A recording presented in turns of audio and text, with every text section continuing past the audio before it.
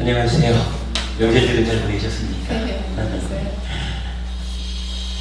명절도 잘들 보내신 것 같아서 반갑고 기쁜 일인데, 제가 좀 전에 말씀 들어보니까 오늘 싸이의 공연에 남편과 함께 가신다 하고 자제분들 데리고 가신다 하고 하니 참 부럽고 훌륭한 사실 그렇습니다.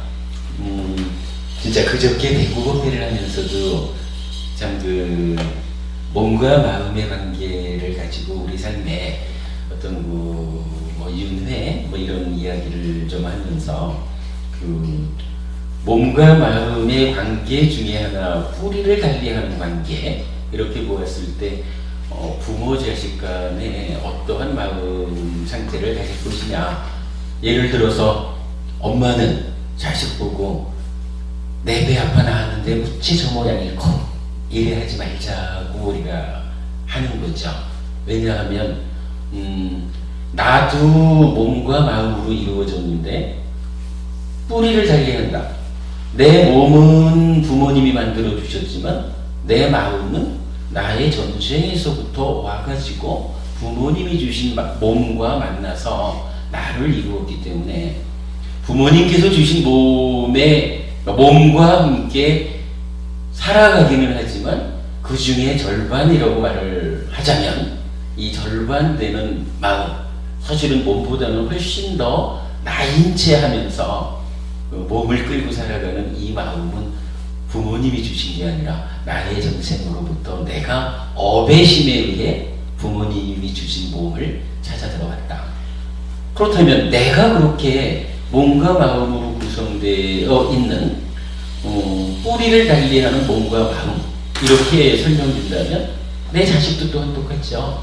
자식도 따지자면 내가 아무리 내 배 아파 낳은 자식이 어째 저 모양인고 라고 속을 상해해도 사실은 내가 준 거는 자식들의 몸밖에 없거든요. 자식들의 마음, 내가 그렇듯이 자식에게서도 똑같이 몸보다 훨씬 더 나인 채 하고 살아가는 마음은 지가 자기의 전생으로부터 자기의 업의 힘에 의해 우리가 만들어준 몸을 찾아온 거거든요. 그렇다면 조금 마음에 안 든다 해도 에이구 내 배 아파 나은 게 어찌 저 모양이고, 이래 보지 마시고, 내가 우리 부부가 사랑해서 몸을 만들어줬는데 거기에 그래도 전생으로부터 찾아와가지고 지금 나의 아이로 살아주니 얼마나 고마운 일인가. 이런 마음으로 자식을 보면 웬만해서는 자식이 미워지지 않는다, 이뻐진다. 그런가 하면 역으로 자식의 입장도 그런 거예요. 요새는 다 웬만하면 그러죠. 낳았으면 책임져야 하지 않습니까? 아니, 자식이라고 낳았으면 책임을 좀 져줘야지. 어째 내 사는 게 이렇게 힘듭니까? 부모가 뭐 하는 겁니까? 자식들이 이렇게 말할 것도 아니죠. 사실은 지금 나의 삶이라는 것이 부모가 주신 그 몸에 나의 전생으로부터 내 업의 힘으로 찾아온 내 마음이 함께해서 나를 이루는 거거든요. 좀 냉정하게 말하자면 부모가 주신 몸보다는 전생에서 온 이 마음이 훨씬 더 나인채 하면서 내 삶을 살아가는 거거든요.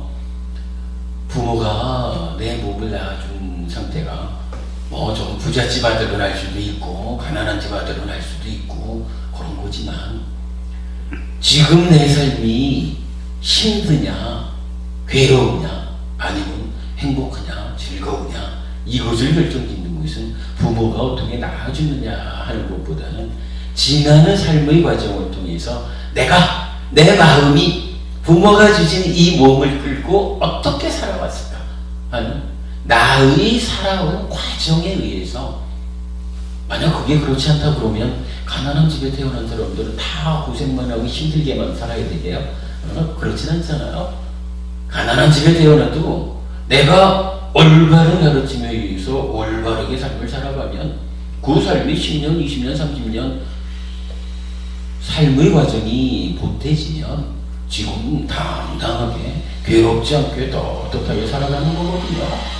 부잣집 자식으로 태어났어도 내 하는 꼴이 엉망이면 뭐 부잣집 아들이 저쪽 뭐 고치소에 들어가 있는 일이 한둘인가요? 좀 최근에도 좀 있었지만 참 부끄럽게도 자식 잘못하다 보니까 부모까지 재벌 회장님까지도 정비당하고 뭐 이게 결코 부잣집 아들로 태어났기 때문에 행복해지는 그런 것이 삶이 아니기 때문에 그런 거거든요. 뭐 부모 자식 관계를 그런 시각에서 볼 수 있다면 자식 입장에서도 그래도 내가 전생에 몸이 죽어서 새로운 몸과 만나서 살아가야 하는 이 금생에 나에게 몸을 주신 고마운 분들, 이런 측면으로만 부모를 쳐다볼 수 있을 때 부모 자식 관계가 서로 간에 화목해질 수 있죠. 그러면 부모 자식이 합해진 힘이 자광 부부님 이제 뭐 아이들 3명 집합시켰습니다 이러는데, 아니 그게요, 제가 아까 그랬잖아요. 집합시키면 애들이 집합해요 이랬잖아요. 아니 이게 어느 집에 가서는요 집합 이러면 에이구 엄마나 하시오 하고 안 오는 집도 많아요. 그러면 뭐 이런 데를 갈 때 집합 해가지고선 그래 3명의 자제들과 함께 4시 딱 나타나가지고 우리 식구야 이렇게 딱 드러내는 거하고, 똑같이 자식이 3이 있는 사람이라 해도 엄마 혼자 가시오 이래고 같이 집합되지 않는 자식을 둔 엄마 같으면 컸을 때 혼자거나 둘이거나 뭐 이러면은 어쨌든 힘에서 밀리죠. 그래서 제가 이제 그저께 법회에서도 그렇게 얘기를 한 거예요. 부모 자식 관계가 어떻게 정이 되느냐, 어떤 관계로 부모 자식의 이 가족이라는 그 구조가 형성되느냐에 따라서 세상을 상대로 싸워나가는 힘이 달라진다 이거예요. 집합했을 때 자식들이 설마 뭐 엄마보다 힘이 약해서 집합할까? 그냥 엄마에 대한 존경과 감사 뭐 이러니까 엄마가 가자 하니까 네 하고는 쫓아오는 거죠. 청정영 부부님 깜짝 놀라서 남편하고 2분이 같이 나가니 와 20살짜리도 아니고 그런 게 말입니다. 똑같은 거예요. 부모 자식 관계만 그런 거예요. 부부 관계도 똑같죠. 하나가 되면 둘로 따로따로 세상을 사는 것보다는 세상을 상대로 싸우는 힘이 세지는 거예요. 그럼 뭐 힘센 사람이 이기는 건 당연하죠. 부모 자식 관계를 그렇게 보고 부부 간의 관계를 그렇게 볼 수 있으면 참 좋아요. 이런 뭐 명절을 잘들 보내고 오셨는데 오늘 싸이의 공연에요. 그렇게 함께들 가신다 하시니까 제가 일단 기쁩니다. 대우 부모님은 안 가셔요? 텔레비전 뭔데요? 그러셔요. 그럼 또 아니 2분은 늘 함께 다니시니까 우리 저기 테라와다 법석 뭐 이런 자리에도 보면 2분이 꼭 함께 오시거든요. 2분 함께 오시죠. 자가금 어머니 부부 2분 함께 오시죠. 이렇게 이제 부부들이 함께 다니시는데 전 제일 보기 좋은 거죠. 그러니 뭐 전상 부인께서 텔레비 보겠다 하면은 대원 부부님도 그 옆에 텔레비 보시겠네 뭐. 자야죠. 주무시나요? 오늘 밤만 이렇게 보세요. 1시간 반 안 되는데요. 아유, 세계적으로 난 생각만 해도 세상에 이건 아니 이런 일이 텔레비전에 있을 수가 있을까. 텔레비전에 11시 넘어서 하는 게 재밌는 프로 많은데도 불구하고 그래서 자요. 삶의 질서를 위해서. 뭐 그렇습니다. 여기 사는 방법들의 차이가 있는 거니까 대원부부님 같은 특히 이제 뭐 계율이라든가 이런 삶의 질서에 대해서 굉장히 많은 관심을 가지고 계시니까 내가 기준을 정해놓지 않았다 그러면 좀 좋은 일이 있으면 보고 늦게도 잘 수 있는 거지만 내가 요렇게 기준을 정했다 이러면은 또 그 기준에 맞춰가지고 좀 재밌는 것이 있어도 포기하고 그리 끌려가지 않고 사실은 여기 우리가 요즘 계속 말하는 까마 외적 대상에 대한 욕탕 이런 게 되는 거죠. 그럼요. 그런 부분을 제어할 수 있는 거 그런 것도 다 중요하고 그런 거지요.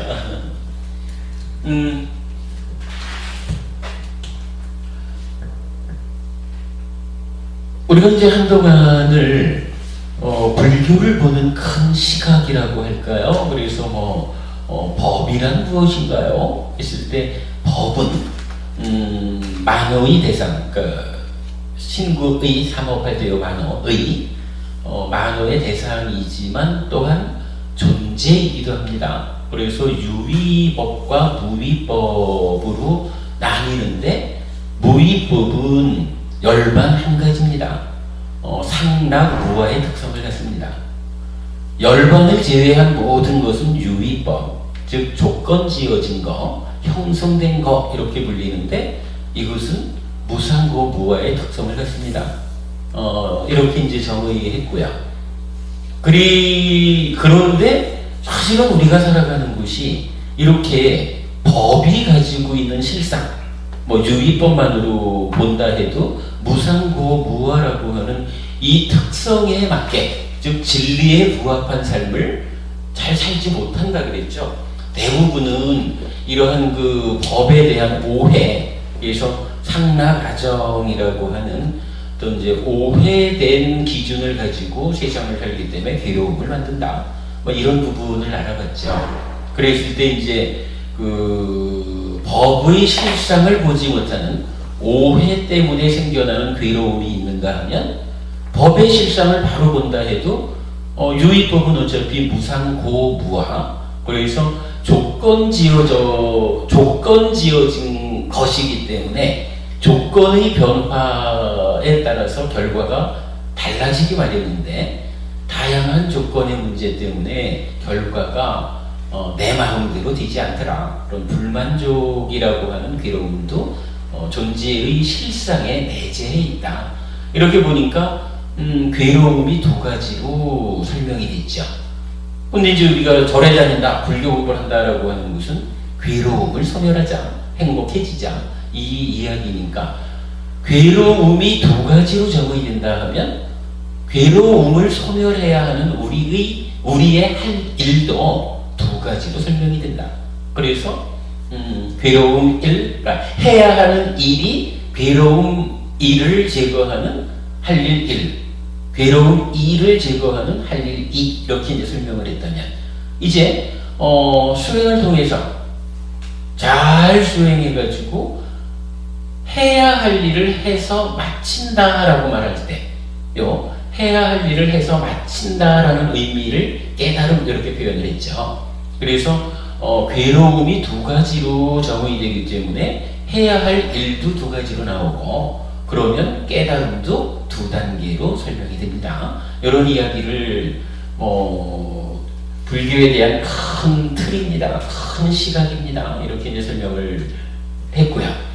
그리고 나서 이제 그러한 큰 틀을 놓고선 어떤 일을 해야 됩니까? 라고 보았을 때 이 고진멸도 사성제라는 것을 중심에 놓고 사성제를 모르는 것은 무명이라고 해서 무명으로부터 시작돼서 12연기의 과정을 밟아가지고 괴로움이 생겨난다라는 측면, 그리고 고진멸도 사성제를 안다라는 것은 정견이랬죠.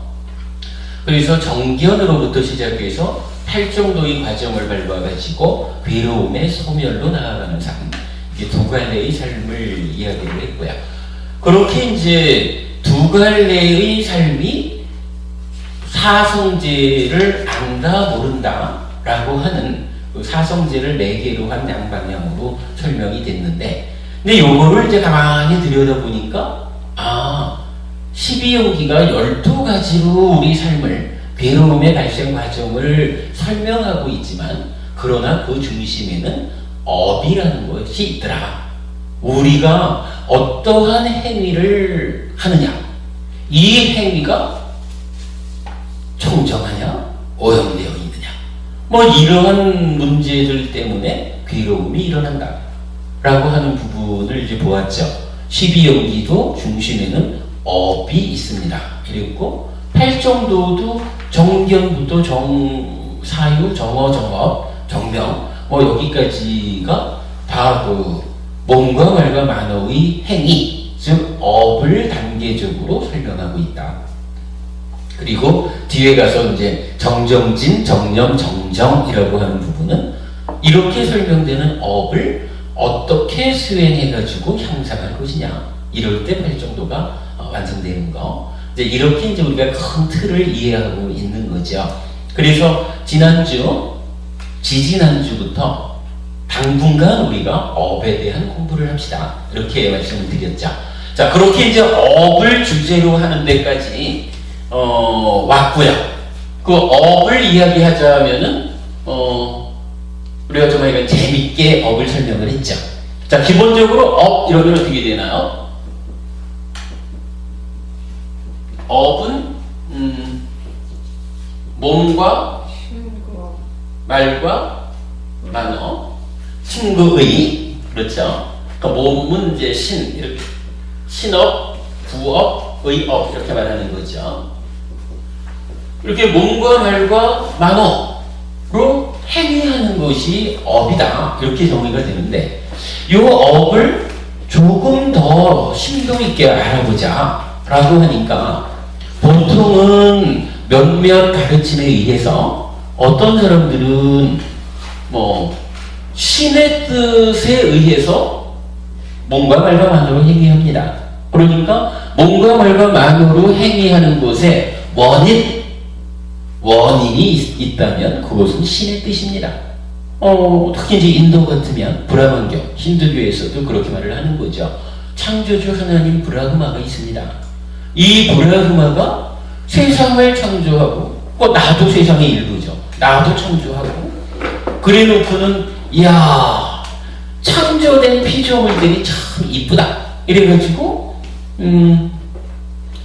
그 피조물 안으로 자기 몸을 분신으로 만들어가지고 들어가죠. 그랬을 때 그 분신을 아뜨만, 이렇게 이제 말하는 거. 하여간 그런 식으로 설명이 되는 어떤 사람들은 말을 하는 거예요. 몸과 말과 만어의 행위는 신의 뜻을 원인으로 합니다. 내가 이렇게 행위하는 거 아닙니다. 나한테 뭐라 그러지 마세요. 나한테 신이 시키는 대로 하는 겁니다. 이런 개념이 되는 거죠. 그런가 하면 또 어떤 사람들은 내가 지금 몸과 말과 만으로 행위를 하지만 이거 내가 지금 일이 하려고 해서 하는 거 아닙니다. 다 제가 전생에 지어놓은 업이 있어서, 전생에 지은 업의 힘에 의해서 그 과거로서 결정된 대로 나는 행위하는 겁니다. 이렇게 말하는 사람들이 있죠. 그걸 뭐라 하나요? 숙명론, 그렇게 말하죠. 숙명적으로 나는 운명에 의해서, 숙명에 의해서 지금 이렇게 행위하고 있습니다. 이렇게 말하는 사람들이 있고, 그런가 하면 또 어떤 사람들은 뭐래 복잡합니까? 그냥 몸과 말과 만으로 내가 살아가는 거지. 거기에 무슨 원인, 조건 이런 게 있습니까? 그런 거 없습니다. 이렇게 말하는 사람들. 이걸 우리가 이제 무인, 무연 이렇게 말을 하죠. 원인도 없고 조건도 없다, 이렇게 말하는 거죠. 요 세 가지 주장을 부처님은 뭐라고 부르나요? 삼종외도 이렇게 부르죠.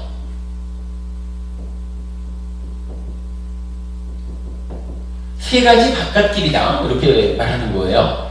요 삼종외도, 세 가지 바깥길이다라고 하는 부분, 요 말을 우리가 좀 분명하게, 정확하게 이해해야 됩니다.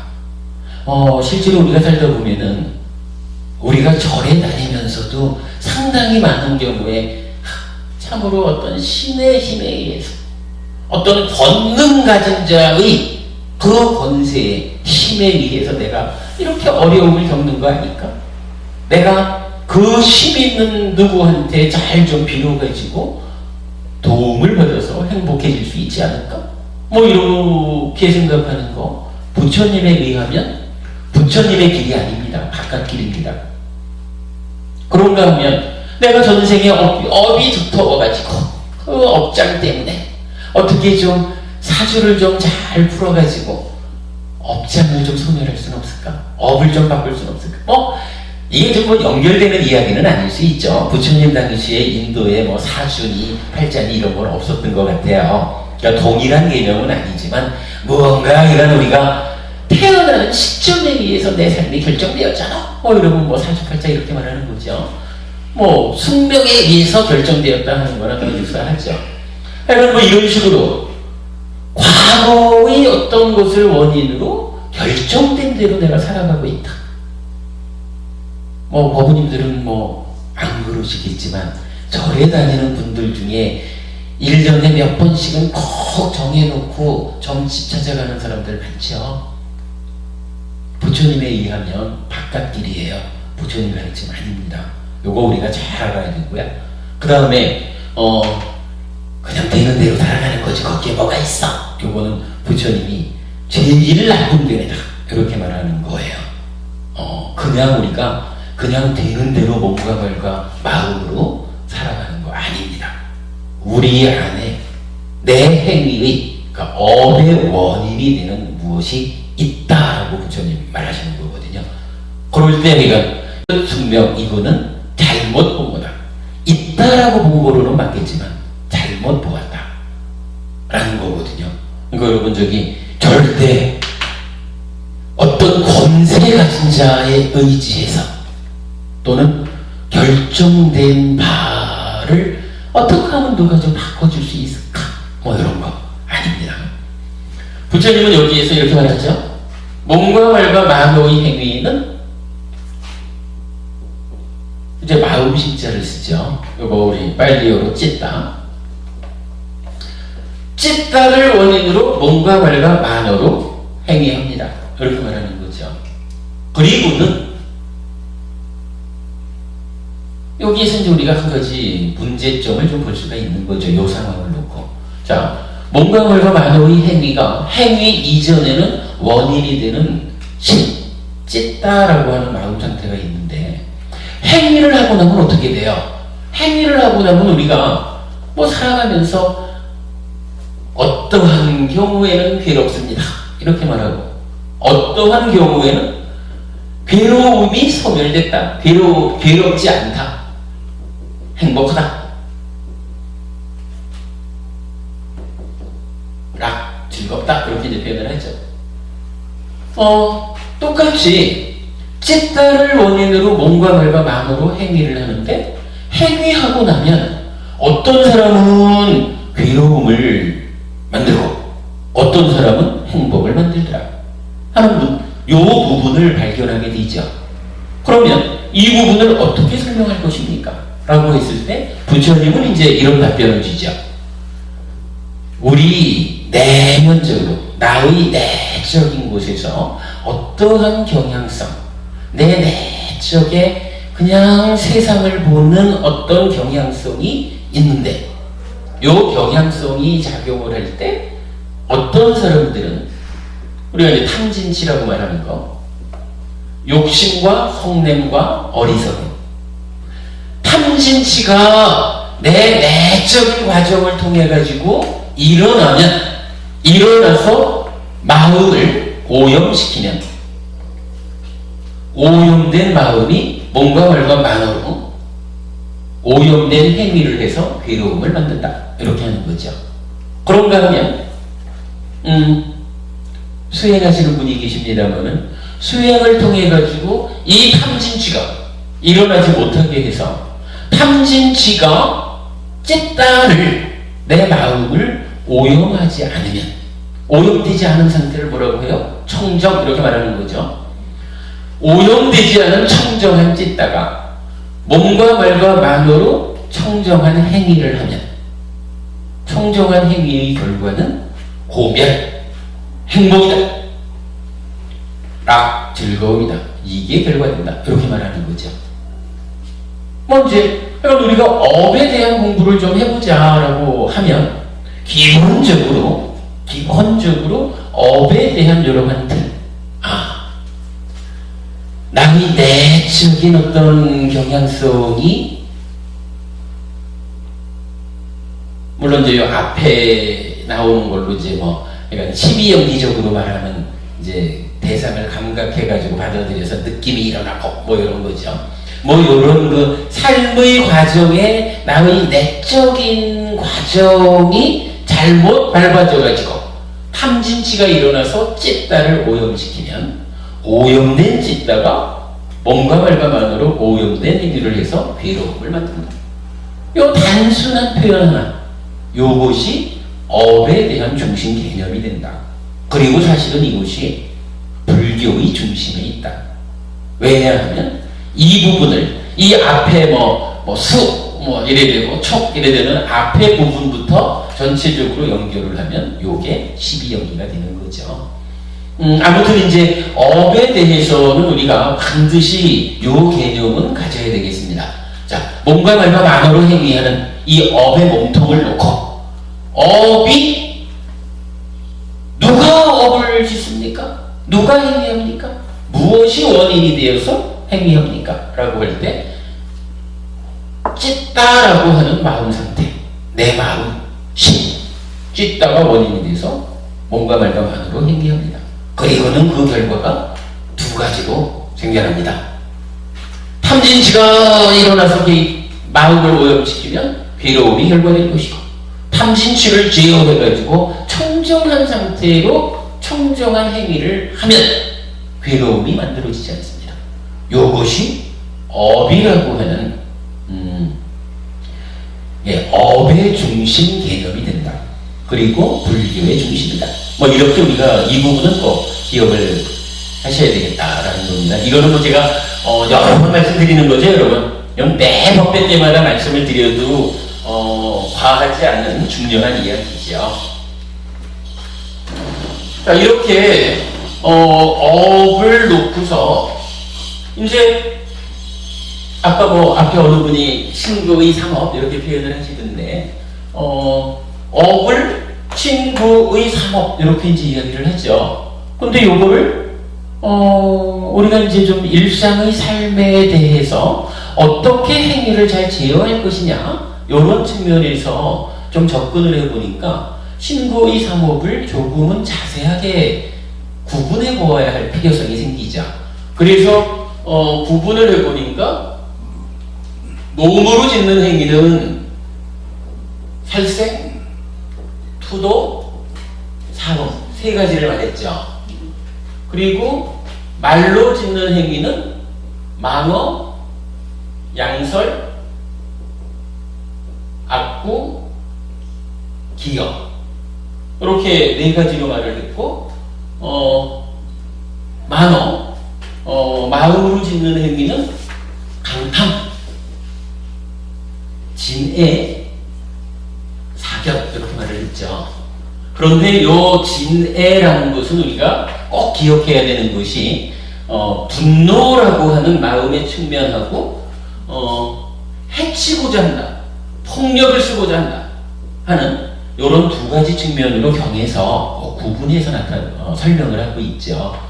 그러니까 어쨌든 이거 진애 한 가지를 두 개로 나누니까 이렇게 구분해 놓은 상태에는 신고의 삼업이 조금 펼쳐지니까 10업이 되는 거죠.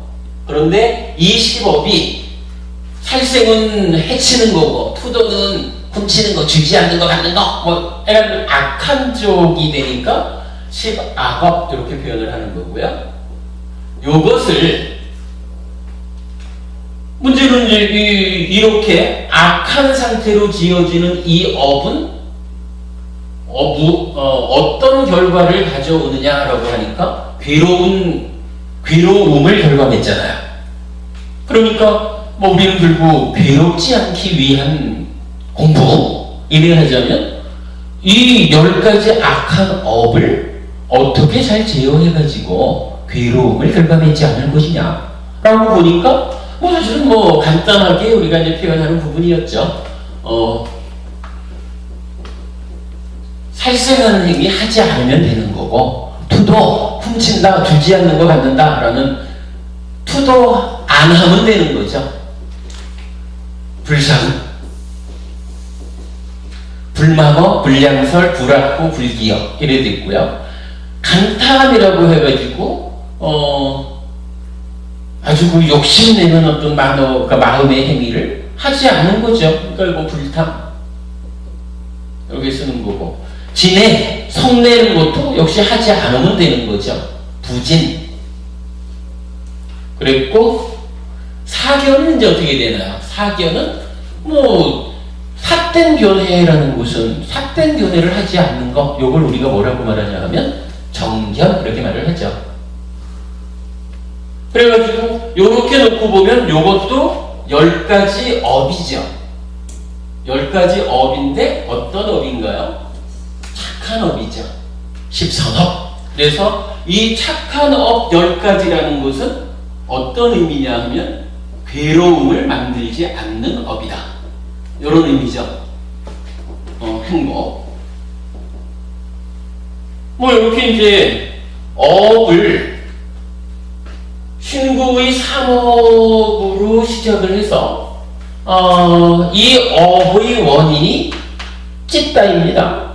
찢다가 탐진치에 오염이 될 것인지 오염되지 않을 것인지 거기에 따라서 결과가 괴로움을 만들 것인지 행복을 만들 것인지 달라집니다. 그런데 신구의 3업 이렇게만 말해가지고는 좀 더 구체적으로 우리가 괴로움을 만들지 않기 위한 행위의 제어라는 측면에서 조금 어렵죠.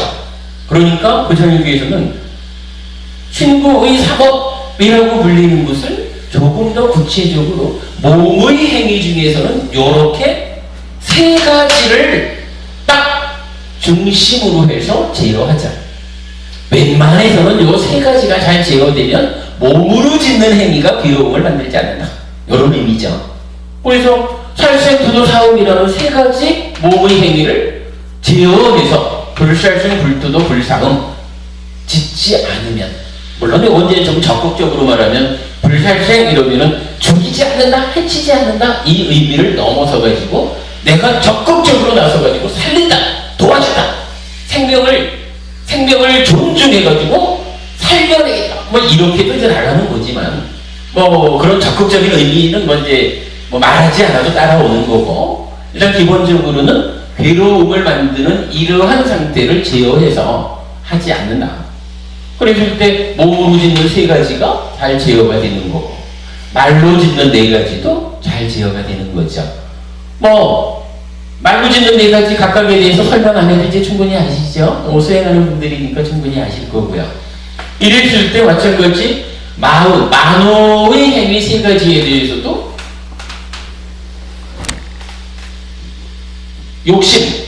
욕심이 진행되어 온 만호의 행위, 간탐은 욕심 부리지 않는 행위로서, 진내는 부진으로서, 사견은 정견으로서 이렇게 이제 설명을 했죠. 이렇게 놓고 보면 신구의 3업을 10가지로 확장해가지고서 자세히 공부를 하면 우리 삶이 괴로움으로 결과 맺지 않도록, 괴로움이 결과 맺어지지 않도록 제어하기가 쉽구나. 그래서 이런 10가지로 확장해서 제어를 해본 거예요. 그랬는데 이제 여기서 사실은 우리가 굉장히 좀 어려운 것을 하나 또 보았죠. 10가지의 업 중에 뭐 몸으로 짓는 3가지 이해 못할 게 없잖아요. 말로 짓는 4가지 이해 못할 게 없고, 마음으로 짓는 행위 중에도 간탐과 진해는 뭐 쉽게 말하면은 어쨌든 욕심 부리지 말고, 어쨌든 성내지 말고, 마음속으로도 욕심과 성냄에 휘둘리지 않아야 됩니다. 뭐 이렇게 이해하면 되는 거죠. 그런데 삿된 견해와 다른 견해 이렇게 딱 제시를 해주면 이 부분은 말은 간단하죠. 견해를 바르게 하면 되지요. 바른 견해로 살아가면 되지요. 이렇게 말은 되는데 그 바른 견해가 무엇일까? 라고 물으면 이게 답변이 어렵잖아요. 어떤 거를 부처님은 그릇된 견해라고 말하고, 어떤 견해를 가질 때 훌륭하다, 그것은 바른 견해다, 괴로움을 만들지 않는 견해다, 이렇게 하느냐 이거죠. 요게 이제 사실은 좀 어려워요. 경전적으로도 이 부분이 쭉 설명되어 있는데 그 의미가 잘 와닿지를 않았던 거죠. 그래서 우리가 이제 지지난주에서 이 바른 견해가 무엇이냐 하는 것을 경전에 나와 있는 그 설명을 정리를 해봤죠. 그랬더니 여러분 저기 지난주 우리 나눠드렸던 업, 신고의 3업, 10업의 개념 정리 이거 없으세요? 저기 있다. 저기 뒤에 있어요. 제가 그 뒤에 갖다 놨어요.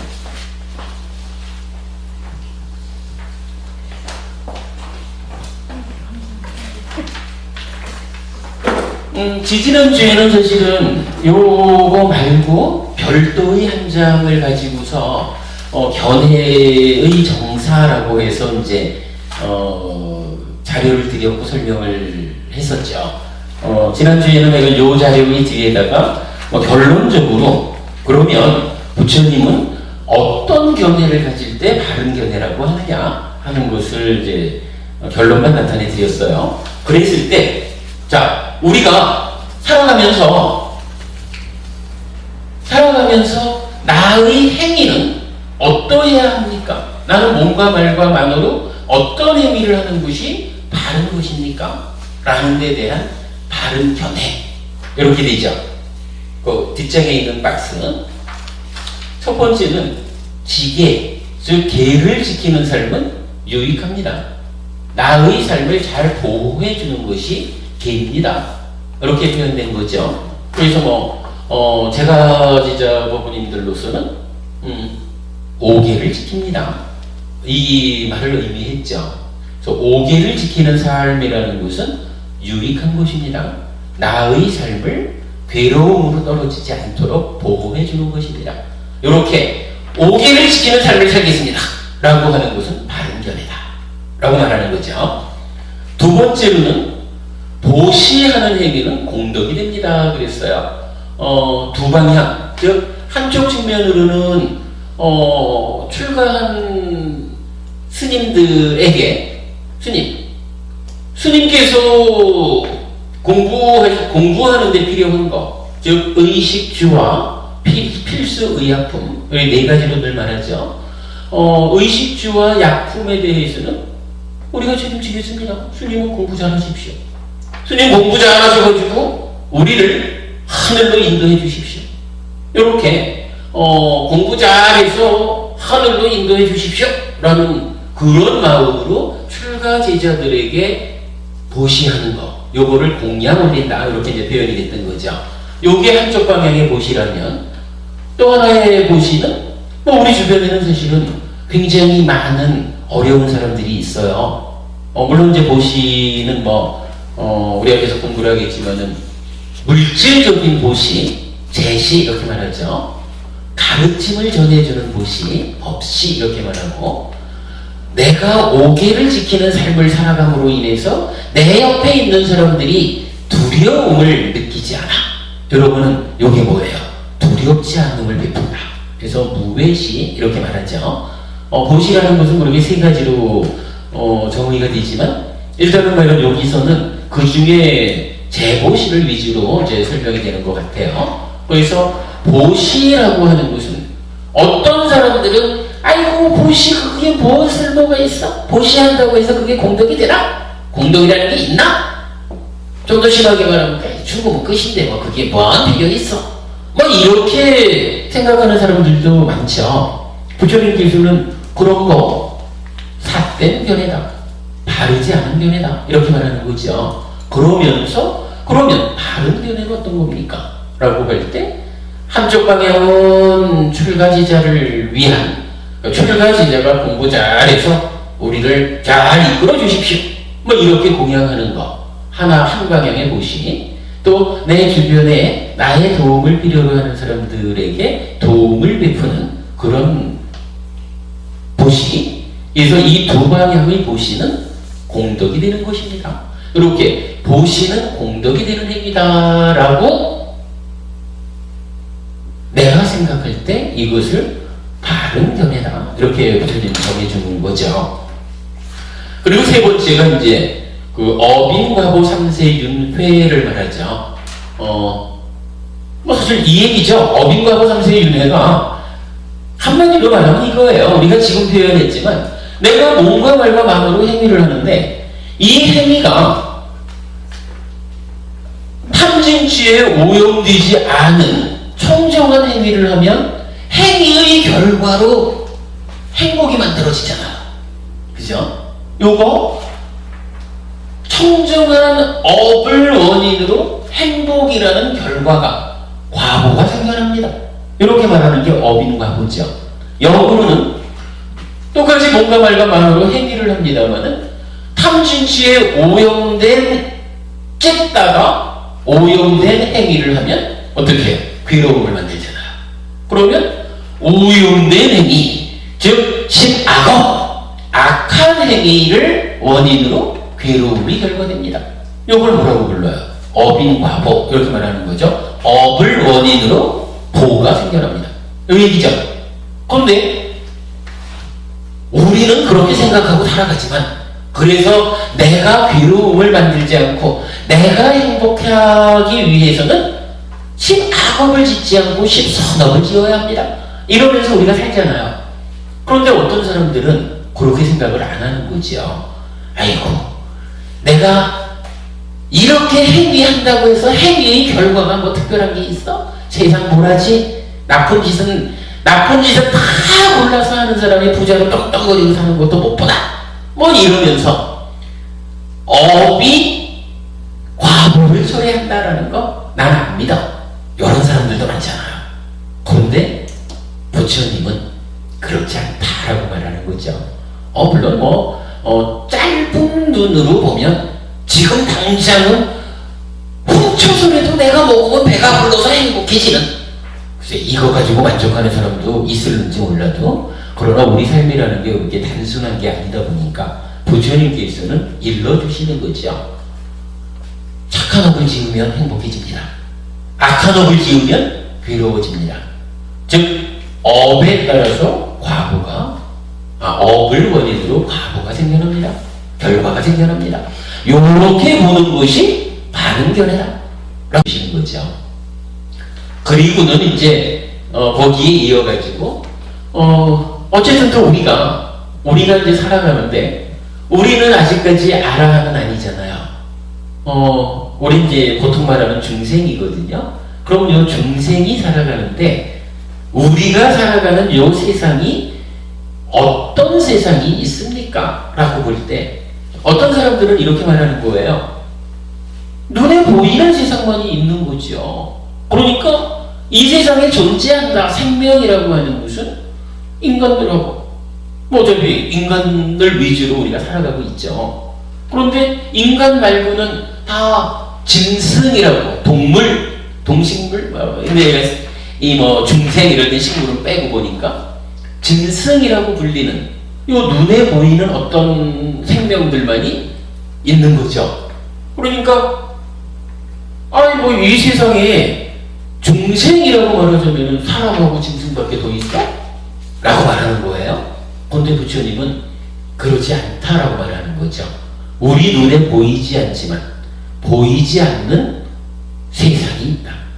그리고 그 보이지 않는 세상은 태어나는 방법이, 예를 들어서 우리 이제 사람이나 짐승들은 불교적으로 볼 때는 이제 그 사생자부 이렇게 표현을 하잖아요. 태란 습화 사생의 자애로운 아버지 부처님 이렇게 말할 때 사람들하고 짐승들하고는 태로 태어나거나 알로 태어나거나 란, 아니면 습기 가운데 태어난다. 태란 습화 사생 가운데 화생을 제외한 태란 습 세 가지 방법으로 태어나는 거죠. 요거는 어쨌거나 눈에 보이는 거잖아요. 그런데 어떤 사람들은 그렇게 말을 하는 거죠. 눈에 보이는 태란 습의 세 가지 태어남에 따른 중생들만 있습니다. 달리 말하면 인간과 짐승만으로 구성된 세상이 우리가 사는 세상입니다. 이렇게 말하는 건데 부처님 그거 아니다. 그거 잘못이다. 이렇게 말하는 거거든요. 이런 의미예요. 예를 들어서 말입니다. 빛이라는 게 있잖아요. 빛이 있으면 이 빛이 뭐 저도 뭐 빛을 잘 모릅니다만은 빛의 그 어떤 파장이 있다 그러면 우리가 보는 것은 요만큼밖에 안 돼요. 요걸 뭐라고 하냐 하면 가시광선 그러잖아요. 요게 뭐 저기 빨주의 노초 파남보 이렇게 말하는 거죠. 그러니까 그 무지개가 탁 뜨는 게 가시광선의 범위 안에서 빛이 산란하기 때문에 이렇게 말하는 거죠. 빨주의 노초 파남보. 그러면 이 가시광선 바깥에 뭐 X선도 있고 뭐 알파선도 있고 뭐 초음 뭐 여러 가지 있죠. 이 보이지 않는 광선들 빛들이 있잖아요. 그러면 이거를 만약에 우리가 보이는 것만 있는 거지 이렇게 말하면 병원에 가가지고 엑스레이는 어떻게 찍을 거고, 그죠? 보이지 않는 것도 있잖아요. 마찬가지 부처님은 이 세상을 말할 때 그렇게 설명하시는 거예요. 눈에 보이는 세상으로는 인간 세상과 짐승 세상, 그래서 태랑 습 세 가지의 태어남으로 말할 수 있지만 보이지 않는 세상이 있다 이거예요. 지금 우리 눈에 지금 우리 눈에 안 보이는 거지 부처님 눈에는 보이겠죠. 보이지 않는 세상의 태어남을 설명할 때 화생 이렇게 말을 해요.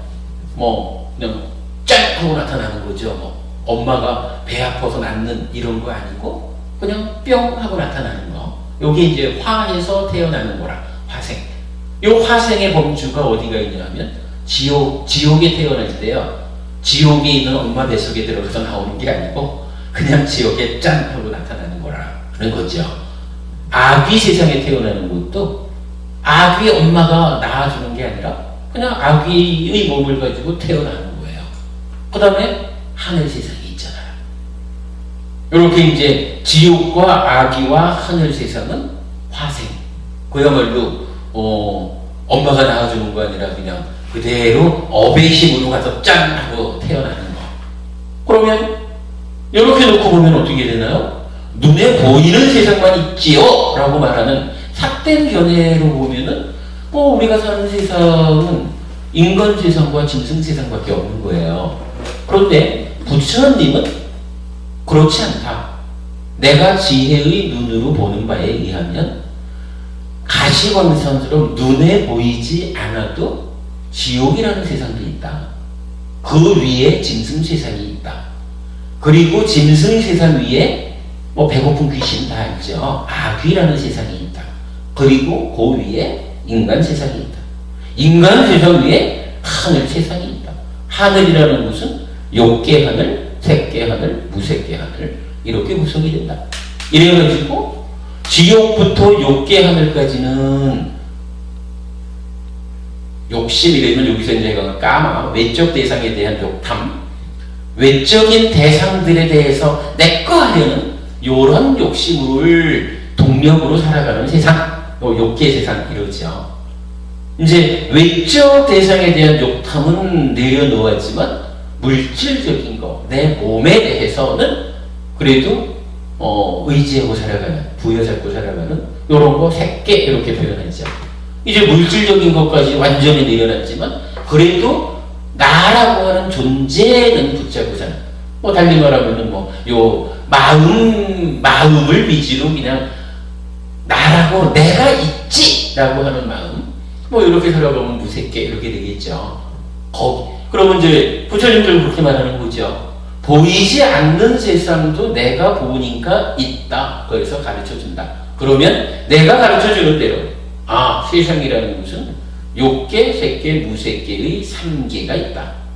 좀 더 다르게 표현을 하자면 지옥, 축생, 아귀, 인간, 하늘, 신, 천인 이렇게 말하는 이렇게 5가지 윤회하는 길이 있다. 요렇게 중생의 삶의 도전, 세상을 보는 것이 바른견이다. 이렇게 이루어지는 거죠. 요거 잘 알아야 되죠. 그리고 나면 이제 마지막 5번째로는 또 이제 사람들은 그러는 거예요. 아무래도 그러겠지 아니 세상 자체도 눈에 보이는 인간 세상과 짐승 세상밖에 없어. 요렇게 생각하는 사람들이 어떻게 이런 욕계, 색계, 무색계라고 하는 이 중생세간을 막 빠르게 모아가지고 나라고 하는 존재를 소멸시킴으로써 해탈한 일체의 괴로움, 생로병사의 괴로움까지를 다 초월해서 해탈했다. 열반을 성취했다. 윤회에서 벗어났다. 아라한되었다. 뭐 이렇게 말하는 이런 스승. 뭐 달리 말하면 부처님 뭐 이런 얘기죠. 부처님 아라한 왜 그런 성의가 없어? 요렇게 말하는 사람들이 세상에는 많죠. 요거 잘못된 견해다. 그렇게 부처님 말하면서 그러니까 이 바른 견해의 마지막 5번째로 그렇게 얘기를 하시는 거죠. 중생이 살아가는 욕계, 색계, 무색계 또는 지옥, 축생, 악귀, 인간, 신 이런 오도윤회 이러한 삶에 대해서 바르게 보아가지고 깨달아서 가르쳐주는 그러한 스승 아라함 또는 부처님 이런 스승은 있다 라고 보는 견해가 올바른 견해다. 이렇게 이제 부처님 말씀을 하는 거죠.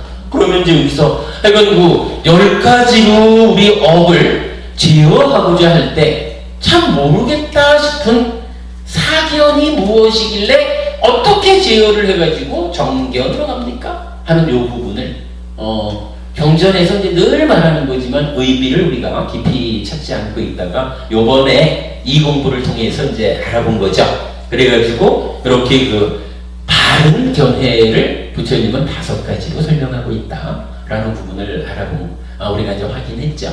그러면 어떻게 해요? 내가 살아가는 가운데 어떠한 경우에 마주치더라도 그렇구나. 대원고부님, 난 요새는 10시간에 자서 아침에 새벽에 일어나서 수행하는 사람이 되기로 했습니다. 이렇게 이제 법부님대로의 그 삶의 기준을 잡으셨다.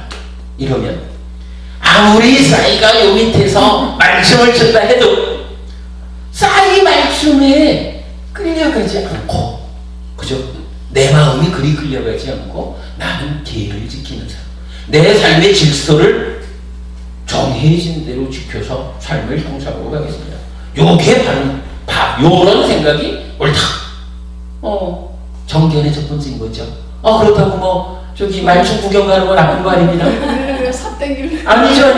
아니 그게 삿땡기는 게 아니라 지금은 대원고부님은 아까 이제 저랑 말씀을 나누다 보니까 약간 요새는 좀 일찍 자고 일찍 일어나는 그런 기준을 잡았습니다라고 말씀을 하시더라고요. 그러니까 법부님께서 그런 기준을 설정하셨다면 이게 삶의 질서니까 이 질서를 말춤 때문에 질서를 깨고 하면 안 된다는 거지. 말춤 구경 가는 게 나쁘다는 건 아니에요. 말춤 구경 가시는 곳은 또 그렇게 볼 수 있는 거예요. 뭐 남편하고의 관계를 말춤 한번 치면서 더 돈독게 하면 내가 공부하러 오는데도 남편이 공부 잘하고 와 하고 공부를 도와줄 거야. 이렇게 볼 수 있는 거죠. 그러니까 이 말춤이 나쁜 게 아니라 남편과의 관계를 이렇게 형성하기 위한 기준에 의해서 말춤수로 가는 거지 뭐. 그거 뭐 나쁜 거 아니죠.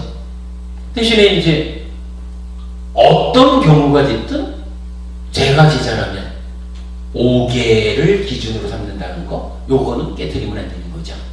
5계를 지키는 삶을 기준으로 놓고 거기에서 대원부부님이 내가 삶의 스타일을 좀 뭐 새벽형 인간 이런 식으로 바꾸겠다 라고 하는 당신께서 스스로 정한 그 기준을 요런 말춤 하나에 깨뜨리지 않아야 된다라는 말씀을 하는 거고요. 5계를 지키는 가운데에서 내가 남편과 내가 아이들과 말춤 보러 가겠다 이러면 즐거운 마음으로 가서 말춤 추고 놀다 오는 거죠. 그러나 그 가운데에서 그 과정에서 다른 남자랑 눈이 맞았다 이러면은 5계를 깨뜨리는 거잖아요. 비유가 그렇지만 그러니까 이 남편과 아이들과 말춤을 보러 말춤 추러를 가더라도 그 가운데에서 살생하지 않을 것이고 주지 않는 것 같지 않을 것이고 삿된 음행을 하지 않을 것이고 거짓말하지 않을 것이고 술을 마시지 않을 것이고 이런 5계를 지키면 되는 거죠. 그럼 5계를 지키는 삶 가운데에서 가족 간의 화목을 위해서 말춤 보러 가는 걸 누가 허락하겠습니까? 전혀 문제 안 되죠. 아무튼 이제 우리가 그런 맥락으로 그 정견, 우리 일상의 삶에서 어떤 견해를 가지고 살 것인가 하는 기준을 부처님께서 이제 설명해 주셨다, 이렇게 알아봤고요. 요건 무슨 경 이름은 뭔가요? 요 저기 정견 나오는 거야. 이 경지 이거는요, 마치마니까야의 여러 경전에서 나오고요. 그 다음에 제가 지금 우리 카페의 정리를 저기 앙구따라니까야 열의 모음, 혹시 저 법원님 보셨는가 몰라요. 지난주부터 제가 작업을 시작했는데 열의 모음, 그러니까 카페에 10업을 설한 경전 모음인가 해가지고 지금 정리를 들어갔거든요. 그래서 어빈과 거대한 이야기도 좀 더 밝혀놨고요. 예. 10업을 설하는 경전들을 해서 앙구따라니까야 열의 모음 해가지고 17장부터 들어갔는데, 요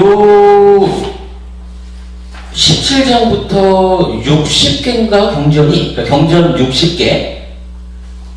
60개가 동일하게 요 10업을 주제로 이야기를 해요.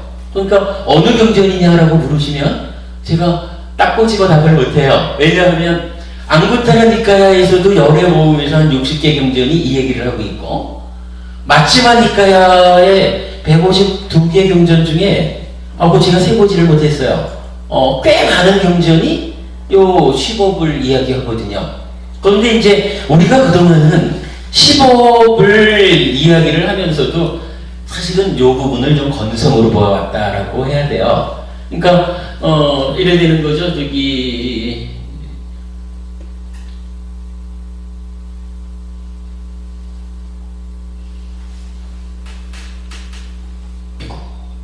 읽으려니 그랬나?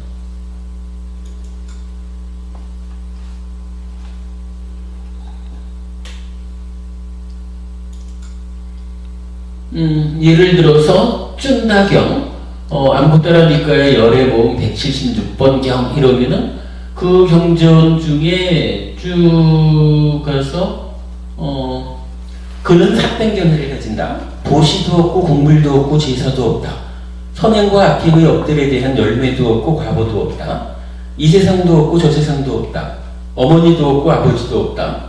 화생하는 중생도 없고 이 세상과 저 세상을 스스로 최상의 지혜로 실현하여 선언하는 덕스럽고 바른 도를 부족한 사문 바라문들도 이 세상에는 없다. 라는 전도된 사견을 가진다.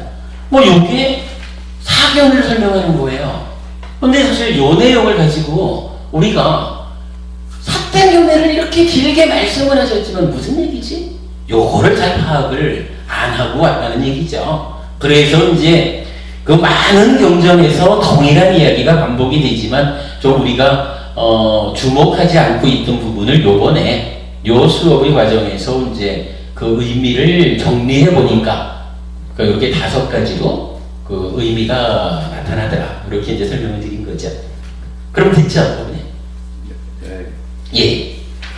그 잘못된 견해를 가진 사람이 주변에 있어가지고 설명을 해주려다 보니까 예. 근거되는 맞습니다. 그게 중요합니다, 어머님. 진짜 설명도 잘 해주셔야 되는데 설명하실 때 경정 근거를 제공해 주는 거, 이게 참 중요한 겁니다. 이 화생하는 거에 대해서 아주 믿을 수 없다고 보는 사람이 있어요. 예. 믿을 수 없어 하는 사람들이 많죠. 거경무광은 이경무와 같은 거예요. 눈에 보이는 것만 있는 거지 뭐. 그죠? 과학자들이 지혜를 통해 가지고 초음파도 발견, 이런 보고 이래 하잖아요. 빛이라고 하는 물질 분야에서는 과학자들이 보이지 않는 영역을 밝혀내잖아요. 정신적인 측면에서는 물질은 그렇다 해도 정신적인 측면에서 보이지 않는 부분은 부처님께서 밝혀가지고 가르쳐 주는 거거든요. 물론 이제 그 물질적인 부분은 과학자들이 밝혀낸 것이 과학자들의 그 수고에 의해서 우리한테 보여지는 거다 보니까 뭐 엑스레이가 분명히 있지라고 쉽게 받아들일 수가 있는데, 부처님께서 이렇게 이제 밝혀서 알려주시는 부분은 기계를 통해서 알 수 있는 게 아니라 내가 부처님처럼 수행을 해서 나의 수준을 끌어올려야, 내 수행 단계가 올라가야 그때 확인이 되잖아요. 우리 뭐 대표적으로 전생이라는 게 보이나? 뭐 안 보이죠. 전생을 기억을 못한다 하지만 수행을 통해 가지고 숙주명, 제4선 성취에서 숙주명으로 나아가면 전생을 보는 거잖아요. 죽어가지고 어배심에 의해서 어디론가 태에 들어간다 라고 하는 거, 죽는 순간 들어간다 이렇게 말을 하지만 그게 보이나요? 안 보이죠. 그러나 그러니까 모두가 못 보는 건 아니죠. 우리도 수행을 통하면 숙주명 다음에 천안명이 그거잖아요. 우리가 수행을 통해 가지고 내 수행 상태가 올라가면 전생도 볼 수 있고 업의 힘으로 죽어서 여기 들어가는 거를 실제로 본다는 거 아니에요. 물질적인 거는 기계라는 것이 있어가지고 기계의 도움을 받아서 볼 수 있는 거니까 뭐 과학자들이 딱 이렇습니다. 어머니 태아가 이렇게 뛰고 있습니다 라는 것을 초음파를 통해서 직접 보여주니까 쉽게 믿을 수가 있죠. 그런데 부처님께서 말씀하시는 이런 부분은 없어서 못 믿는 게 아니라 내가 그것을 직접 보고 확인하기 위한 나의 수준을 올리지 못하다 보니까 못 믿는 거거든요. 그래서 이제 불교 공부를 할 때는 이 믿음이라고 하는 부분이, 금방도 이제 5번째가 그거였잖아요. 중생들이 사는 세상은 그 욕계, 색계, 무색계, 삼계지만 이 세상을 있는 그대로 꿰뚫어 알아가지고 설명해주는 스승이 있다라고 보는 것이 올바른 견해다 이렇게 말씀하시는 거고, 그 스승이 누구냐? 부처님이다, 아라한이다 이렇게 말하는 거잖아요. 그렇다면 그런 스승이 있다라고 견해를 갖는다라고 하는 것은 내가 직접 아직까지 내 수행의 수준이 낮아가지고 직접 확인은 못하지만 스승께서 알려주시는 그대로 내가 믿습니다 이 얘기가 되는 거죠. 일단 한번 믿기 시작하면 그때는 뭐 당연히 나는 지옥 가기 싫습니다. 내가 왜 짐승세계로 가고 아구지상으로 가겠습니까? 나는 다음 생에는 부잣집 아들로 태어나든가 아니면 하늘에 태어날 겁니다. 뭐 당연히 우리가 우리 삶의 목표를 그렇게 잡을 수가 있는 거죠. 그러나 믿지 못하는 사람 입장에서는 그런 게 어디 있습니까? 사는 동안 잘 살다 가면 되지. 이러다 보면은 죽었는데 그 다음에 실제로 내 몸은 죽어도 마음이 죽지 못하고 살아가는 이런 상황이 있다면 어떨 거냐고요. 있다면 어쩔 거냐고요. 근데 이걸 우리가 그냥 있다면 이렇게 가정법을 쓸만한 상황이냐 하면 인류 역사상 가장 똑똑하다, 참 현실을, 그러니까 이 세상의 모습을 있는 그대로 보아낸 사람이 부처님이잖아요. 부처님이 보고서 알려준 이거를 내가 보지 못한다 그래가지고 가정법적으로 받아들일 것이냐, 아니면 스승이 옳다라고 하는 믿음을 가지고 그렇습니다. 나는 다음 생에도 또 살아가야 됩니다. 그래서 나는 지금도 행복해야 되지만 지금 행복하기 위한 행위가, 어차피 행복한 결과는 행위가 만드는 거잖아요. 지금 행복하기 위한 이 행위는 단지 지금의 행위만을 지금의 행복을 지금의 행복만을 만드는 그런 행위로 살진 않겠습니다. 지금도 행복하지만 미래도 행복하고 다음 생에도 더 행복한 삶이 이어질 수 있는 그런 결과를 만드는 착한 행위를 나는 하면서 살겠습니다. 이렇게 말하는 것이 바른 견해고 불자적인 삶인 거죠. 그런 면에서 우리가 믿음을 갖는다라는 것은 참 중요한 거죠. 지난 몇 주 동안의 이야기를 이렇게 정리를 해봤고요. 그러면서 자, 지난 요 그림 이제 가운데 보면 박스가 하나 있죠. 의업에서 만호의 행위 했고 그 아래에 부처님이 권장하는 만호의 행위, 즉 의업이죠. 달리 말하면 생각하는 거가 의업이겠죠.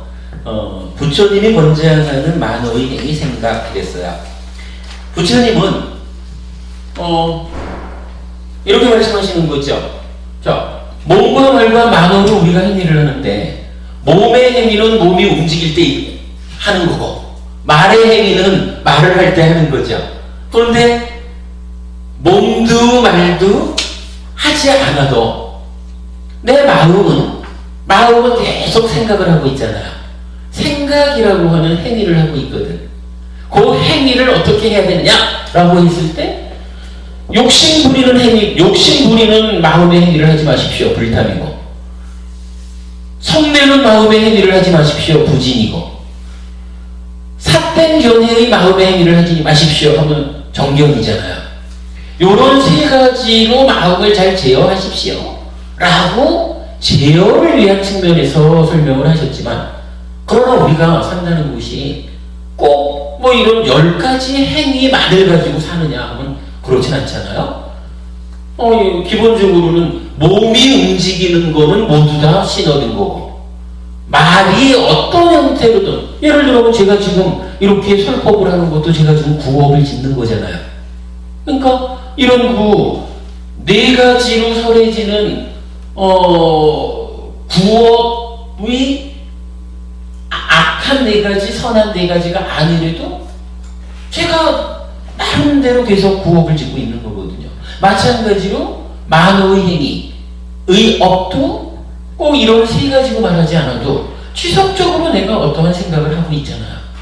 그러면 이러한 지속적인 만호의 행위, 어떠한 생각이 내 안에서 있다면 요 생각이라는 것이 물론 제어하자 하는 측면에서는 욕심과 관계되고 성냄과 관계되고 이 삿된 견해와 관계되는 것은 잘 제어해야 된다. 요걸 토대로 하지만 일반 그런 가운데 내가 어떤 생각을 하고 있어야 하느냐, 요것도 부처님이 기준을 좀 딱 알려주고 요런 생각을 하고 사십시오 요렇게 말해주지 않다 보면 우리가 계속 엉뚱한 생각, 따지자면 괴로움을 만드는 생각으로 나를 끌고 갈 수 있잖아요. 그러니까 부처님이 언제든지 마음의 행위, 즉 생각은 요런 6가지를 하십시오. 요 6가지를 계속해서 생각하고 있으면 그때 삶이 향상됩니다 라고 계속해서 생각해야 되는 6가지의 기준을 주는 거거든요. 근데 요 6가지 기준을 부처님이 어떻게 주셨냐 하면, 오늘도 우리가 독경을 했지만 독경할 때 나무따싸 해서 부터 얘기를 하고, 그리고 나면 삼기의를 하고 바로 이어가지고 계속해서 생각해야 하는 6가지를 오늘도 독경을 했죠. 거기에 계속해서 생각하는 장소경일에 되어 있는데 부처님은 이렇게 말씀을 하셔요. 부처님을 생각하십시오. 가르침을 생각하십시오. 스님들을 생각하십시오. 요거 불법승 삼보죠. 불법승 삼보를 생각하십시오. 그리고 계를 지키는 것에 대해서 생각하십시오. 그냥 좀 줄여서 말하면 5계를 지킨다는 것에 대해서 늘 생각해야 합니다. 나는 5계를 지키는 사람이고자 합니다 라고 생각하십시오 하는 거고, 5번째는 나는 보시하는 사람이고자 합니다 라고 생각해야 한다는 거고요. 그리고 6번째로는 하늘에 태어나는 일에 대해서 생각해야 한다, 이렇게 말하는 거거든요.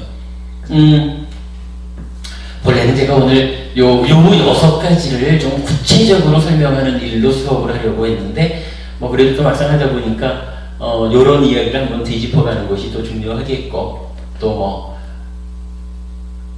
네 분의 법부님이 계시는데 한 분 법부님이 오늘 처음 오셨는데 요 정도 설명 없이 바로 나가면 너 좀 그럴 것도 같고, 그래서 한 시간 정도를 했었습니다. 그러다 보니까 뭐 이 내용을 전체적으로 들어가기는 좀 어렵겠습니다. 자, 요렇게만 보시죠. 불법승 삼보와 오계를 지킨다, 보시한다, 하늘에 태어난다라는 6가지를 계속해서 생각하자라고 부처님이 말씀하셨는데, 그러면 부처님을 생각하자라고 하는 것은 어떤 의미일까? 예를 들어서 말이죠. 제가 부처님 내가 열심히 부처님을 외우고 있으면 부처님께서 나를 하늘나라에 데려다 줄 것이, 요런 생각으로 부처님을 계속 생각하는 일이기는 하죠. 부처님 하고 있으면. 근데 부처님은 부처님을 계속해서 생각하라고는 하지만 그렇게 생각하라고 알려주는 게 아니라 부처님을 생각한다는 것은 이렇게 하는 겁니다 라고 해서 첫 장이 이렇게 나오잖아요. 그분 부처님은 모든 번뇌 떠나신 분, 스스로 완전한 깨달음을 이루신 분, 지혜 덕행 두루 함께 갖추신 분, 진리의 길 보이신 분, 세상 일을 모두 훤히 하시는 분, 어리석은 이도 잘 이끄시는 위없는 분, 모든 천상과 인간의 스승, 깨달으신 분, 존귀하신 분입니다. 요렇게 보통은 뭐 이제 열의 시포라고도 하고, 테라와다에서는 그 무상사 조어장부를 합해가지고 어리석은 이도 잘 이끄시는 위없는 분 하나로 묶어가지고 붓다 부덕, 그러니까 부처님의 9가지 덕성, 이렇게 이제 표현을 하고 있거든요. 그러면 이 얘기는 뭐냐 하면, 부처님을 생각하십시오 라고 할 때 부처님 하고 생각하는 것은 올바르지 않다는 거예요.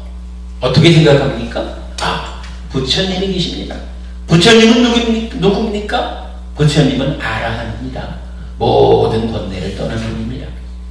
부처님은 누굽니까? 정등갑입니다.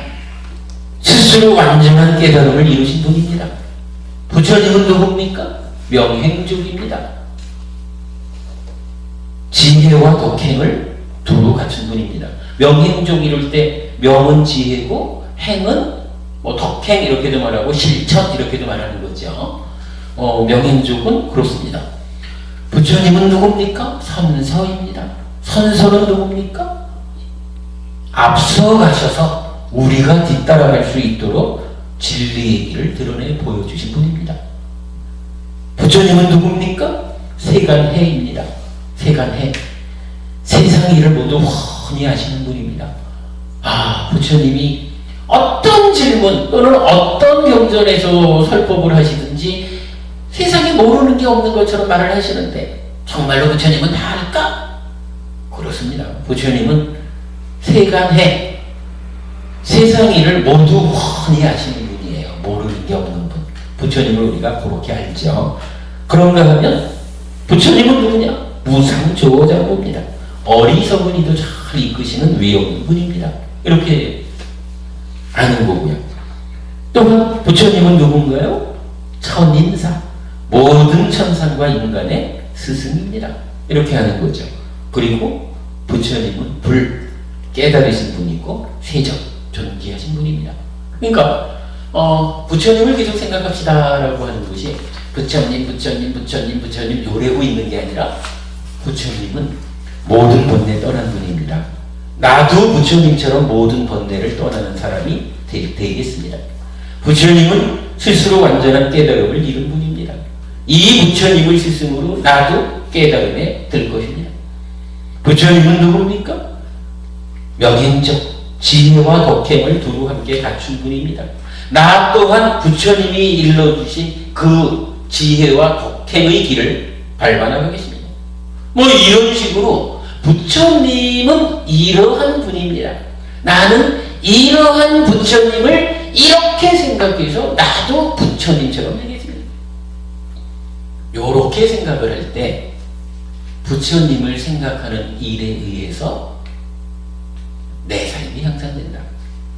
요거 우리가 이건 잘 봐야 되는 게, 잘못 보면은요, 부처님 제가 사는 게 좀 힘듭니다. 부처님께서 저를 하늘나라에 좀 데려다 주십시오.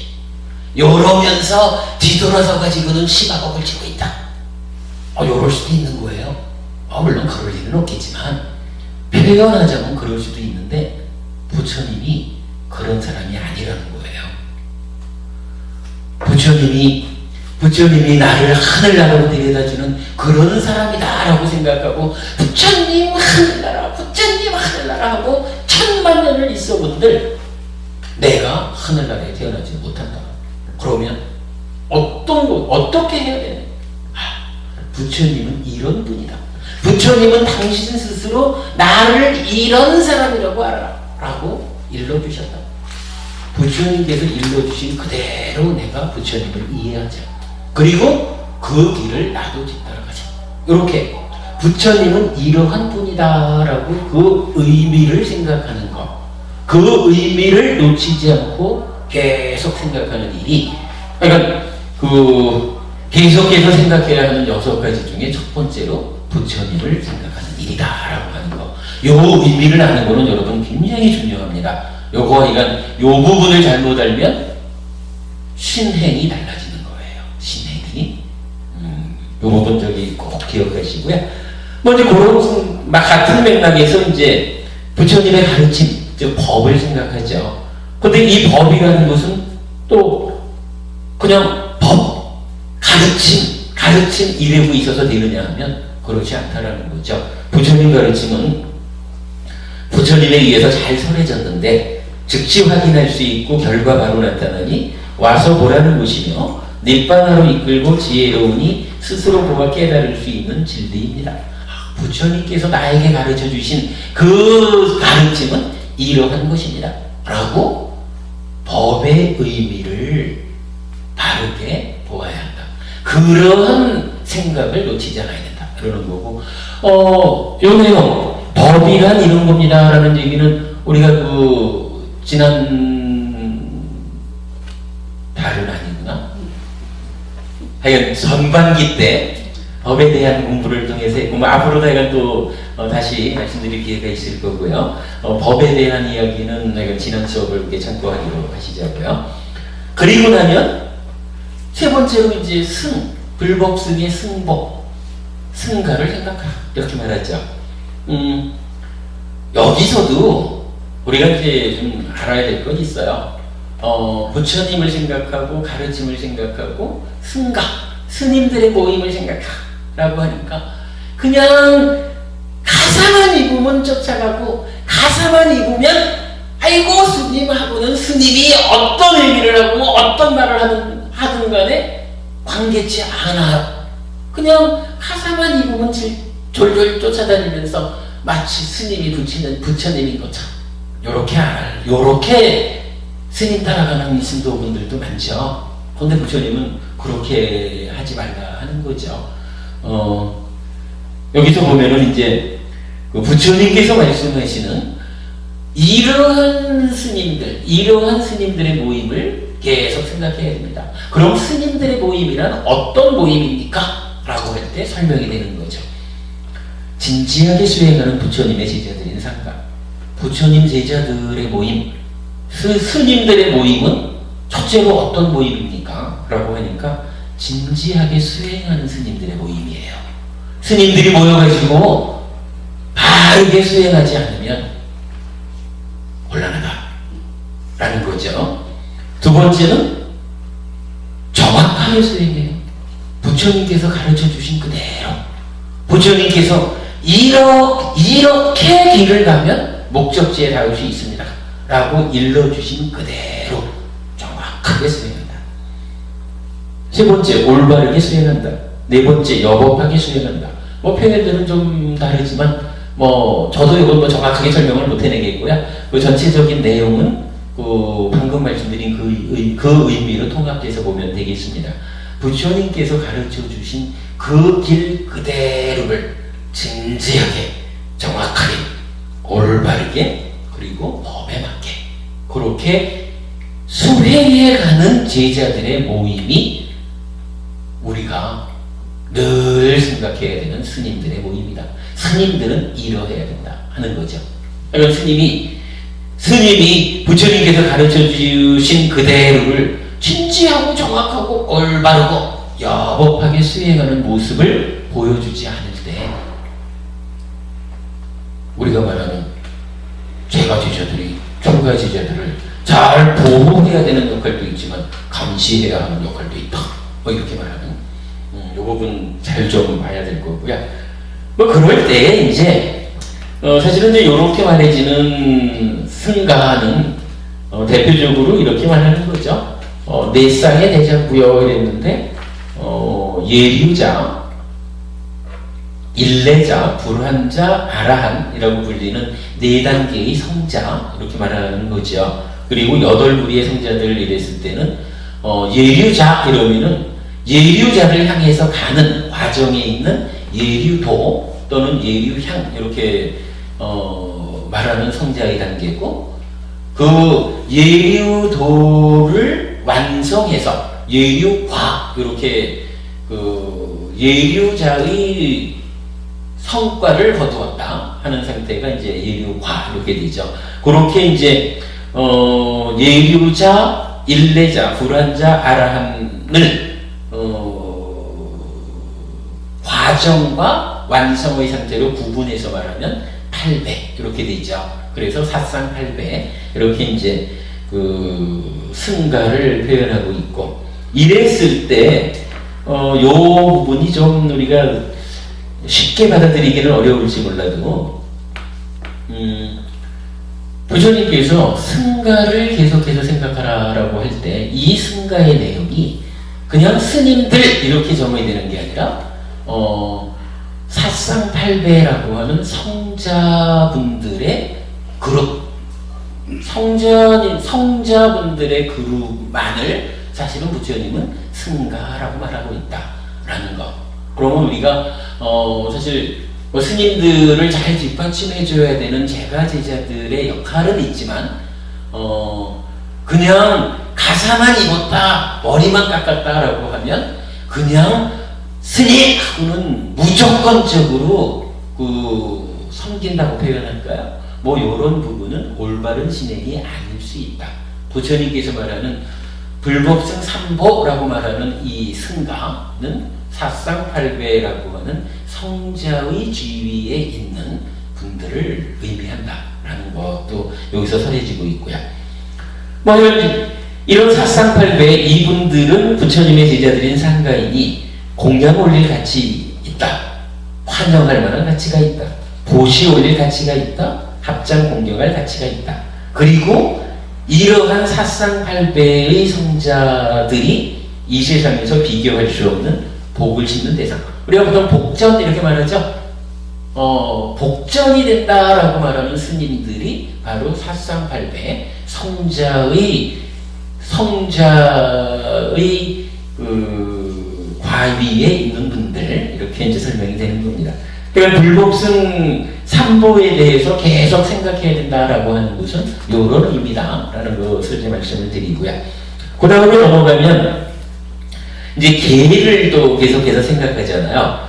자, 나의 계는 훼손되지 않고 뚫어지지 않고 오점이 없고 얼룩지지 않고 벗어났고 지자들이 찬탄하고 비난받지 않고 삼매로 인도한다 이렇게 되어 있는데, 사실 여기서 이제 뭐 훼손되지 않고 뚫어지지 않고 오점이 없고 얼룩지지 않고 요런 부분들은 또 이제 다른 경전들에 의해서 보충적으로 설명되는 거를 보면 그 음행에 대해서 적용될 수 있는 표현들로 볼 수가 있어요. 그래서 이제 굉장히 아주 조그마한 이성과 관련한 어떤 마음작용, 요런 부분까지도 다 뭐 훼손, 뚫어짐 이런 식으로 이제 표현을 하고 있는데, 그 부분은 뭐 나중에 우리가 보면 될 것 같고요. 기본적으로 이 계라고 하는 것을 정의하는 말, 계를 대표하는 표현 하나는 제일 마지막에 있는 삼매로 인도한다라는 표현이 있어요. 그래서 우리가 이제 왜 계를 지켜야 합니까? 오늘 얘기가 자주 나옵니다만은 아까 이제 대원법부님께서 이것을 삶의 질서를 이렇게 정했다라고 하는 것이 구체적으로 왜 그럼 대원법부님은 좀 편히 살라고 안 하고 그런 불편한 가운데서도 삶의 질서를 잡을까라고 할 때 그것이 결국은 삶의 질서가 계잖아요. 이 계의 의미가 바로 여기서 말해지는 삼매로 인도된다. 내 삶이 수행을 통해서 향상하고자 하는데 그 수행에서 기본적으로 삼매라고 하는 삼매를 성취할 때 지혜가 일어나서 있는 그대로 보는데 이러한 삼매를 성취하기 위해서는 무엇이 필요합니까? 라고 할 때 물론 직접적인 거야 사념처 수행을 통해서 삼매로 가는 거지만 그 이전에 일상의 삶에서 계를 지키는 삶 계를 지킨다라고 하는 것이 어떻게 의미를 갖는다라는 것을 이제 말하고 있고요. 이 부분은 제가 참고할 게 하나 있는데 잠깐만요.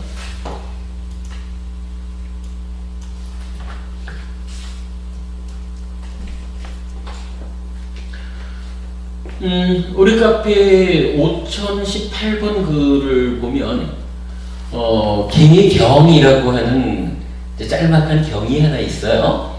이 경을 타자치면서 제가 그 위에다가 이런 글을 하나 써놨는데 의도경이라는 경에 보면 계의 의미는 후회하지 않는 데 있다 이런 표현이 나와요. 그러니까 내가 왜 오계를 지킵니까? 이렇게 말하면 한마디로 말하면 나는 후회하고 싶지 않습니다. 오계를 지키는 삶을 살면 살아가면서 내가 후회할 일이 없습니다. 이런 얘기거든요. 그래서 기본적으로 계의 의미는 후회하지 않음에 있다. 이렇게 이제 나타나요.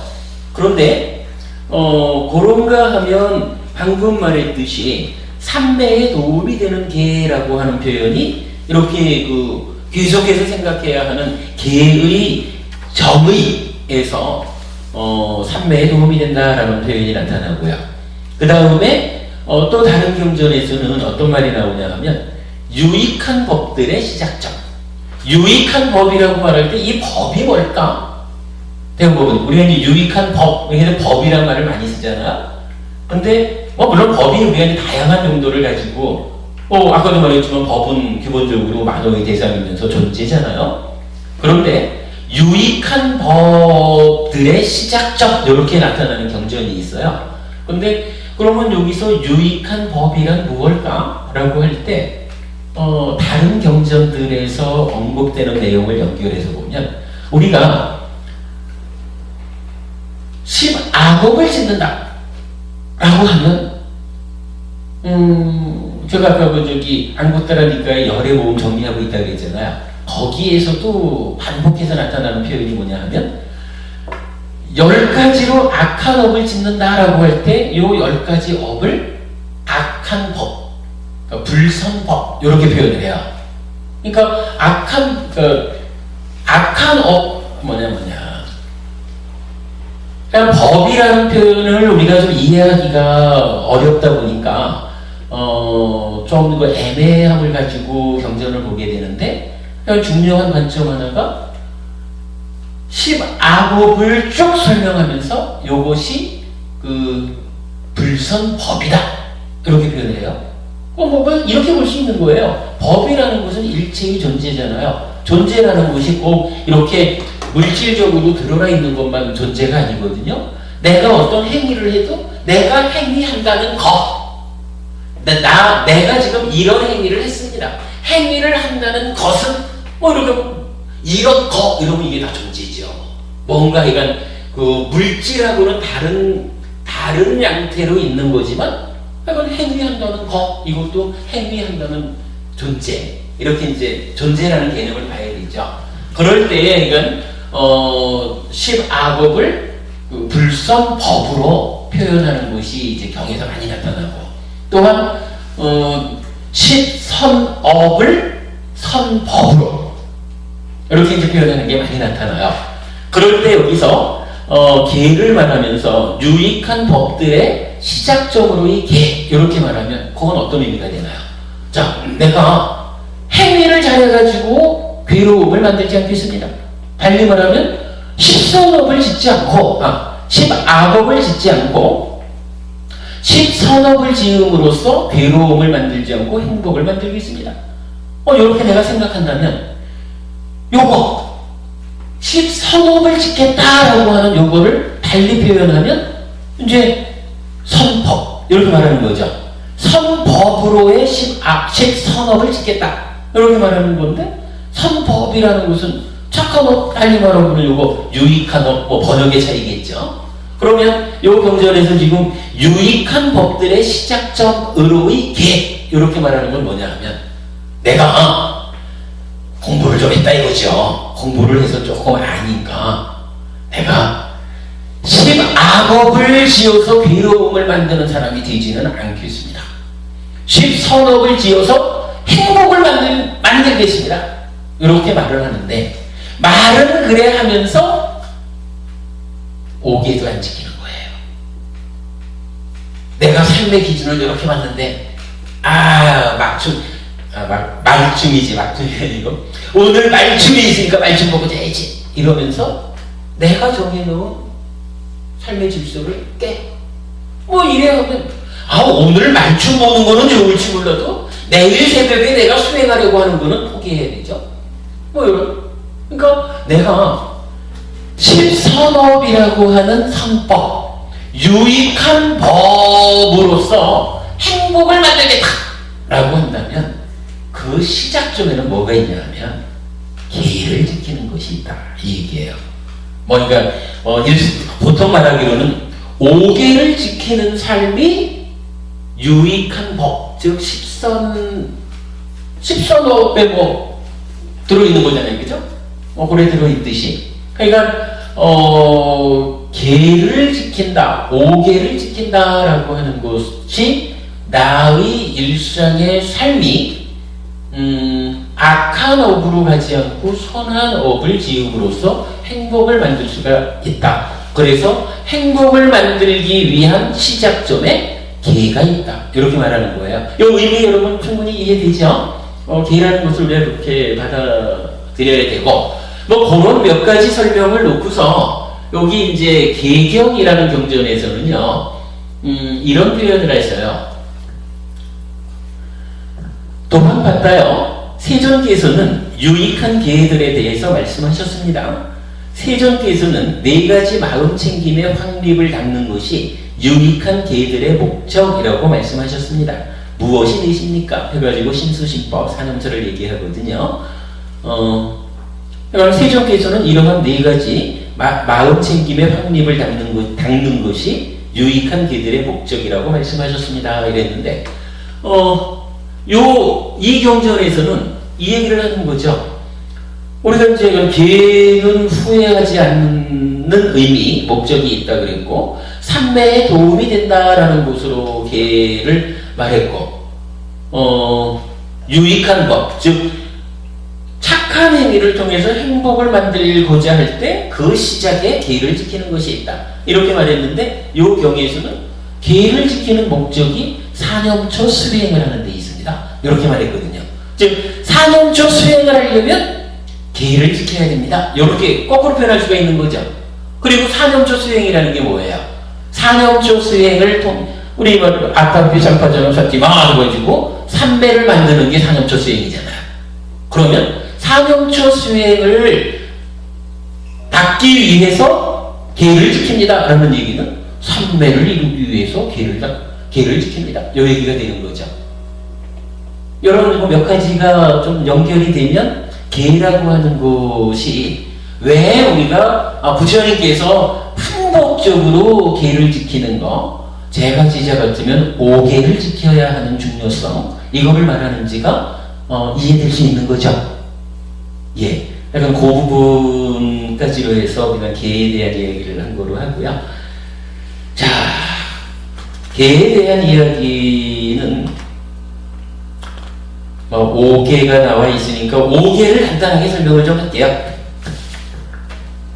5계는 첫 번째가 불살생입니다. 살아있는 생명 해치는 것을 멀리하는 게 받아지키겠습니다. 이랬는데 요거는 이건 해치지 않는다, 죽이지 않는다 이런 말을 구체적으로 하고 있지만 이것이 가지는 의미는 뭔가요? 결국은 크든 작든 간에 생명에 대한 존중 이런 의미를 갖는 거죠. 생명에 대한 존중의 마음이 없으면 뭐 이리저리 뭐 그냥 뭐 좀 날아다니고 기어다니고 하는 거 막 죽여버려도 그게 뭐 꺼림칙함이 없겠죠.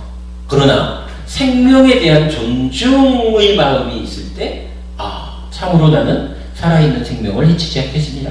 요런 나의 그 삶의 질서가 성립하는 거죠. 두 번째는 주지 않는 물건 가지는 것을 멀리하는 게 받아지키겠습니다 했는데 요거 뭐예요? 불투도 훔치지 않는다라고 한마디로 말을 하지만 그러나 경전적으로는 훔치지 않는다라는 말보다는 주지 않는 것을 갖지 않는 것, 주지 않는 거 갖지 않는 거. 카페에 보니까 어느 분이 이제 가입 인사를 하면서 이런 질문을 하셨어요.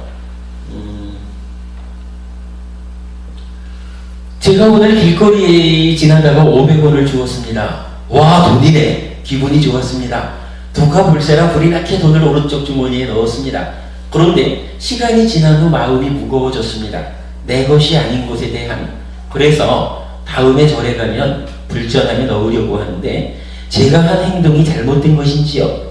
괜히 엄만 무거워지는 게 아닌지 뭐 이런 질문을 하셔서 제가 답변을 오늘 아침에 이제 답변을 적어드리고 왔는데 이랬어요. 5개의 두 번째인 불투도는 훔치지 않는다는 의미 이전에 주지 않은 것은 가지지 않음입니다. 그렇죠? 5개가 그렇게 설명되죠. 그러니 길거리에 떨어진 것이라고는 해도 주어지지 않은 것을 가진 행위는 옳지 않다고 해야 하겠습니다. 그러나 행위 이후에 옳지 않음을 알아 돌려주려. 뭐 여기서는 이제 불전함에 듣겠다 이렇게 이제 불전함을 선택했지만 돌려주려는 마음을 일으킨 것은 옳다고 하겠습니다. 주지 않은 500원을 내가 넣은 거는 일단 배율적으로 옳지 않다. 그러나 일단 옳지 않은 일을 내가 했구나 라는 생각에서 돌려주려는 마음을 일으켰다는 것은 옳다. 잘못된 행위에 대해 반성하고 옳음으로 돌아오려는 것은 향상을 위한 길이기 때문입니다. 이 말 이해되죠? 부처님은 잘못을 범한 비구에게 참회를 설하는데 이렇습니다 했거든요. 참회에 대해서 부처님이 말씀하시는 게 경전에 몇 가지가 나오는데 이렇게 표현이 돼요. 비구들이요, 그러나 그대들은 잘못을 범한 것을 잘못을 범했다고 인정하고 법답게 참회를 했다. 그러므로 우리는 그대를 받아들인다. 비구들이요, 잘못을 범한 것을 잘못을 범했다고 인정한 다음 법답게 참회하고 미래에 그러한 잘못을 단속하는 자는 성자의 율에서 향상하기 때문이다. 교계경 1번 이렇게 나와 있어요. 비슷한 이야기가 여러 곳에서 나오는데 사실 이 부분을 우리가 잘 봐야 돼요. 살다 보면은 아무리 내가 5계를 지키고자 내 삶의 기준으로 설정을 했어도 그게 살다 보면은 못 지킬 때가 있죠. 그게 500원이 아니라 5억인데 그걸 어떻게 안 줬어? 안 죽기 힘들죠. 안 죽기 힘들죠. 5억이라는 돈을 안 죽기가 힘든데, 근데 사실은 엊그저께인가 보니까 현금수송차 직원이 뭐 3천 몇백만 원 든 가방을 떨구고 갔더라고요. 그거 참, 내가 지금 어떻게 돈을 떨구고 갈까, 현금수송차 직원이. 근데 그거를 딱 보고는 안내 해가지고 들고 갔다는 거잖아. 그것 때문에 지금 체포돼가지고 조사받는다는데 아마 5억을 들고 가면은 그보다 훨씬 더 큰 결과가 따라오지 않을까요? 모르지. 그래도 우리가 공부한다, 수행을 한다 그러면 5억이 떨어졌네? 그럼 주워야죠. 주워가지고 요거를 내 주머니에 넣으면 괴로움이 따라올 거야. 요거를 혹시라도 어리석은 다른 사람이 들고 가서 지지모니에 놓다가 괴로움을 당할 수도 있으니까 내가 그거를 막아내기 위해서 내가 주워가지고 경찰서 갖다 주지. 일할 주는 데잖아요. 일할 주죠. 일할. 아, 뭐 그렇게, 그렇죠. 그게 법적으로 주는 건가요? 네, 10% 주는 게? 일할. 그러면 계속 5천만 원 모르면 그거는 저기 당연한 거죠. 주어지는 거죠, 그죠? 그건 받아도 되겠지. 그러니까 일단 주어야 되겠죠. 줍는데 내가 가지려고 줍는 게 아니라. 사실 우리가 조금만 현명하면 당장 눈앞에 있는 5억을 주워서 내 주머니에 넣는 순간의 행복이, 그 행복이 주지 않는 것을 가지는 이러한 10아법에 속하고 불선법에 속하고 계율이 시작점에서 작용되주지 않았기 때문에 일어난 잘못된 행위고, 그러면 이 행위는 결국 괴로움을 가져온다. 요걸 아는 사람이 현명한 사람이죠. 죽기는 주셔야 될 것 같아요. 그리고 사실 또 우리가 살아가면서 싹 보니까 아무도 없다. 5억이 여기에 손이 안 가기가 어려워요. 그건 분명히 어려운 일인데, 그럼에도 불구하고 우리가 공부를 하는 목적에는 보이지 않는 이 상황에서도 이 행위가 장차 나에게, 사실 또 그 5억 들고 가면 휴지 조각밖에 더 됩니까? 그걸 뭐 은행에 갖고 가는 순간 잡히지 뭐. 안 그럴까? 그러니까 그게 분명히 굉장한 유혹으로 오는 건 사실이지만, 공부하는 사람 입장에서 그런 유혹에 끌려가지 않아야 올바른 삶이다, 이렇게 보겠죠. 세 번째가, 그래서 아무튼 이 주지 않는 물건 가지는 거, 요거는 사회 정의, 이런 측면에서 우리가 이해할 수 있죠. 세 번째는 잘못된 성적인 행위를 멀리하는 게 받아 지키겠습니다, 이랬는데, 요거는 뭐 한마디로 가족의 보호라는 측면으로 봐야죠. 우리가 이제 그 IMF로부터 뭐 한 10여 년 전 사이에 사실은 경제적인 문제 때문에 많은 어려움을 겪는 가족들을 보잖아요. 그런데 대개의 경우는 IMF를 맞아가지고 쫄딱 망해도 사실은 부부가 손잡고 그 어려움을 이겨내기 위해서 애쓰는 사람들이 더 많죠. 그런데 그렇게 어려운 거는 이겨내는데도 만약에 이 남자가 바람 폈어 이러면 여자들 대부분 탁 돌아서네요. 부부간에서는 경제적인 어려움보다 부부간의 사랑의 행위를 통해서 확인되는 이 관계의 진실성, 신뢰, 이게 더 크다라고 보아야 할 것 같아요. 우리 주변에서 일어나는 현상이 그렇죠. 말 있잖아요. 돌 붙여도 돌아선다고. 그냥 돌 붙여도 돌아선다고. 예, 씨앗 싸움에. 맞아요. 그 이제 그런 측면에서 보면, 그러니까 부부, 가족의 관계를 유지하는 데 있어서는 뭐 돈의 문제보다도 이런 그 삿된 음행이 미치는 영향이 더 크다. 이렇게 우리가 이해할 수 있을 것 같아요. 그런 측면을 보면 잘못된 성적인 행위를 멀리 하십시오. 부처님이 이렇게 5개를 설했다라고 하는 것은 가족이라고 하는 뭐 우리 최소 단위의 최소의 조직이라 해야 되나? 그러니까 우리가 이런 지켜가야 하는 가족이 있죠. 그 가족을 보호하기 위해서는 삿된 음행을 해서는 안 됩니다. 그렇게 되는 거죠. 그러니까 요새 바뀌었어요, 이거. 어떻게 바뀌었나요? 요새는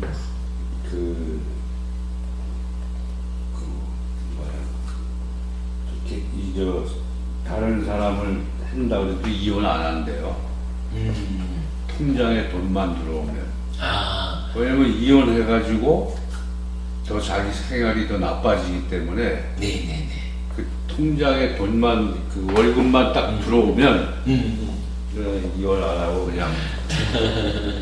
뭐 그런 경우들이 뭐 드라마 같은 데서도 좀 나오는 것 같아요. 뭐 드라마가 아니라 사실이 그렇게 현실적으로요. 네, 현실적으로 여자들이 저 사람이 이제 다른 데 가서 그렇게 해가지고 이혼을 한다고 이제 현실적으로 생각하는 거예요. 했는데 그 사람이 갖고 있는 이제 지금 현재 상태가 유지되지 않은 게 뻔하니까 그 유지되는 그런 상태 하에 그냥 모른 척 한다. 예, 뭐 그런 경우로 많이 발전. 마음 먹기에 따라서 그럴 수도 있는 거죠.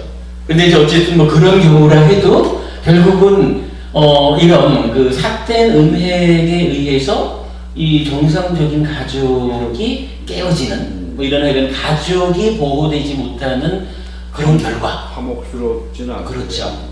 뭐 이제 법적인 관계만 유지하는 것이지 이미 이제 가족의 의미는 상실하게 되는 거죠. 그러니까 하여간 그 삿된 음행, 잘못된 성적인 행위는 가족을 보호하기 위해서 부처님께서 하지 말라라고 5개로 주셨다 이렇게 봐야 되겠죠. 그 다음에 이제 네 번째가 거짓되게 말하는 것을 멀리하는 게 받아지니겠습니다 이랬는데 뭐 요거 제가 관계보호 이렇게 이제 표현을 해봤어요. 사실 뭐 아무리 가까운 사람이라도 아무리 좋은 사이라도 어쩌다 보니까 저 사람이 나한테 거짓말하고 있네 이래 되면 한두 번 쌓이는 가운데 그 다음부터는 이제 신뢰가 깨어지는 거죠. 그러면 아무리 좋았던 사람이라 해도 저게 내 남편으로 보이지 않을 수도 있고 저게 내 아내로 보이지 않을 수도 있고 저게 내 친구 아니게 보일 수도 있고 이런 그 소중한 관계라는 것은 거짓말에 의해서 깨어지는 거거든요. 한두 번 거짓말하게 되다 보면 뭐 이서부와의 양치기 소년처럼 거짓말 몇 번 되다 보면은 그 다음부터는 있으나 마나 하는 관계가 되어버리죠. 그래서 살아가면서 우리가 내적으로 나를 세우는 것만큼이나 관계를 잘 갖는 것이 결국은 나의 행복을 위해서 필요한 일이다 이렇게 보아야 되는데 그 중에 관계라는 것은 거짓말에 의해서 깨어진다. 진실한 말에 의해서 이 관계가 보호된다 라는 부분 중요하게 우리가 봐야 될 것 같고요. 다섯 번째는 방인의 원인이 되는 술이나 약물들을 멀리하는 게 받아지니겠습니다 이랬는데 요거는 이제 이렇게 봐야 돼요. 교계신갈라경이라는 경전에서 보면은요 요 5개를 사실은 이제 우리가 요 5개 5가지 계율을 말하면서 이 5개가 어떻게 만들어진 걸까 어떤 구성을 가지고 있을까 하는 거를 잘 관심 있게 안 보는 것 같은데 교계신갈라경을 보면 거기에서 이런 게 나타나요. 위에 있는 네 가지 그러니까 불살생 살생 투도 사운 망어 요 네 가지를 경에서 부처님이 분류하기를 업을 오염시키는 것이다. 요 네 가지는 업을 오염시키는 것이기 때문에 하면 안 된다. 불살생도가 그렇게 말하거든요. 그러면 5개 가운데 요 4개가 들어있는 건 뭐냐 하면 업을 오염시키기 때문에 거꾸로 보면은 행위가 이렇게 된다는 것은 탐진치가 kit다를 오염시켜서 하는 행위와 같은 거잖아요. 그러니까 업을 오염시킨다. 그것은 괴로움을 결과맺는다. 이러니까 업을 오염시키는 네 가지는 하면 안 됩니다. 라고 부처님이 기준을 주신 거고 그 다음에 이제 5번째로 나오는 부rum주는 술 마시지 말라는 것은 요 15배 없잖아요. 15배 속하지 않은 부rum주는 어디서 나오나 요거를 이제 봐야 되는데 그 교계신갈라경에서 그 타락의 입구라고 분류하는 6가지가 있어요. 밤에 이리저리 헤매는 것 이런 것도 타락의 문을 열고 들어가는 것 이렇게 이제 설명을 해요. 술 마신다라는 것이 경에서 그렇게 정의가 돼요. 이거죠. 요 문을 열면 떨어지는 거예요. 그런데 내가 요 문을 열고 들어가요. 들어가면 어떻게 돼요? 떨어지는 거죠. 타락하는 거죠. 타락의 입구라고 정의되는 6가지가 있는데 그 중에 첫 번째가 술이에요. 그러면 오개라고 하는 것은 앞에 있는 4가지는 업을 오염시켜서 괴로움을 만드는 거니까 하면 안 됩니다. 그거 하면 괴로워집니다. 이렇게 부처님이 주의를 주는 기준 4가지고, 그 다음에 5번째 불음주는 술을 마신다라고 하는 것은 타락하러 문 열고 들어가는 겁니다. 그러니까 타락하지 않으려면, 향상하는 삶으로 방향을 잡아가려면 술 마시지 마십시오. 이렇게 기준을 두는 거거든요. 5개를 그렇게 기준을 잡으면, 뭐 그랬을 때 이건 타락하지 않기 위해서 술 마시지 않는 거, 요거는 자기를 보호하는 거, 이렇게 말할 수가 있겠죠. 5개를 자기 보호, 관계 보호, 가족 보호, 사회정의, 생명 존중, 이렇게 5가지로 제가 이건 의미를 부여해 봤는데, 요런 측면에서 보자면 정말로 5개를 지킨다라는 것은 나의 삶에 있어서 참으로 중요한 기준이구나. 내가 물론 살다 보면은 어쩔 수 없이 계를 어기는 일이 생길 수도 있지만, 계를 어기게 되면 참회해가지고 다시 향상의 길로 돌아와야 될 것이고, 그러나 내가 스스로 계를 어기는 행위를 하지 않을 것입니다. 요런 마음으로 살아가는 것. 늘 나는 5개를 지키는 사람이 될 것이구나 라고 생각하는 거. 요것에 대해서 이제 부처님의 의미를 주죠. 아무튼 그 계에 대해서 여러분 이건 한 번만 다시 짚어드릴게요. 근데 그 예. 불투더 불상 불음주 불망언은 예. 마음 깊게 먹으면 할 수 있어요. 근데 불살생이 문제예요. 저희는 출가자도 아니고 제가자로서 이 불살생이라는 게 참 어렵죠. 헷갈리거든요. 이거를 먼저 말씀하셨던 발버리시 이거. 그러니까 사실 저기 어려운 건 사실인데, 네. 이렇게 봐야 됩니다. 우리 이제 경전에서도 보면 이런 표현이 있어요. 그 자인화교에서는 하여간 계율을 어기면 안 돼. 음식 이렇게 예. 함수로 잡수지. 네. 다른 걸 놔도 그쪽 계율은 거기도 5개가 있는데 이제 우리 5개랑은 조금 다르죠. 그럴 때 거기는 어길 수 없는 요렇게 이제 그 강제되는 면이 있나 봐요. 그런데 그 자인화교의 교리 이야기를 하면서 이어서 부처님 이야기가 나오는데, 그러니까 제자분이 하는 얘기죠. 부처님께서는 살생을 하지 말라고 하셨다. 그런데 살다 보면 어쩔 수 없이 요만한 살생을 내가 저지르게 될지도 모른다. 그랬을 때 요만한 살생을 저질렀기 때문에 표현하자면 자인화교식으로 내가 이렇게 될 것이다 라고 말하지 않고, 살다 보면 내가 요만한 살생을 저지르게 될지도 모른다. 그러나 거기서 이제 딱 전환돼가지고 나오는 표현이 뭐라고 나오냐면, 그러나 나는 이렇게 바른 업을 짓고자 한다. 바른 업을 지음으로써 요만한 잘못을 지었다고 해도 그 잘못의 결과에 붙잡히지 않고, 여러분 지금 경을 제가 정확히 인용을 못하겠어요. 근데 그 큰 흐름이 그랬다 해도 내가 그것으로부터 묶이지 않고 다시 올바르게 계율을 보고 행위를 함으로써 나는 삶을 발전시켜 나갈 것이다. 요런 그 경전 나와요. 지금 조회를 해보면 되겠지만 제가 그 수업복으로 다 올려드릴게요. 그런 경전을 보면 그런 의미인 것 같아요. 기본적으로 그러니까 이제 요게 총영 법부님 진짜 주목해야 될 것이, 불살수행이라는 계율은 참 지키기가 어렵습니다. 나는 그거는 못 지킬 것 같습니다. 요렇게 보는 것은 타당치 않아요. 기본적으로 내가 부처님 제자니라 나는 5개를 지키는 사람입니다 하면 지키는 거예요. 그런데 지키는 사람으로 살아가는데 과정에 보면 그래 말씀하셨듯이 출가자도 아니고 또는 출가자인 저인들 100% 불살생이 실천이 되나요?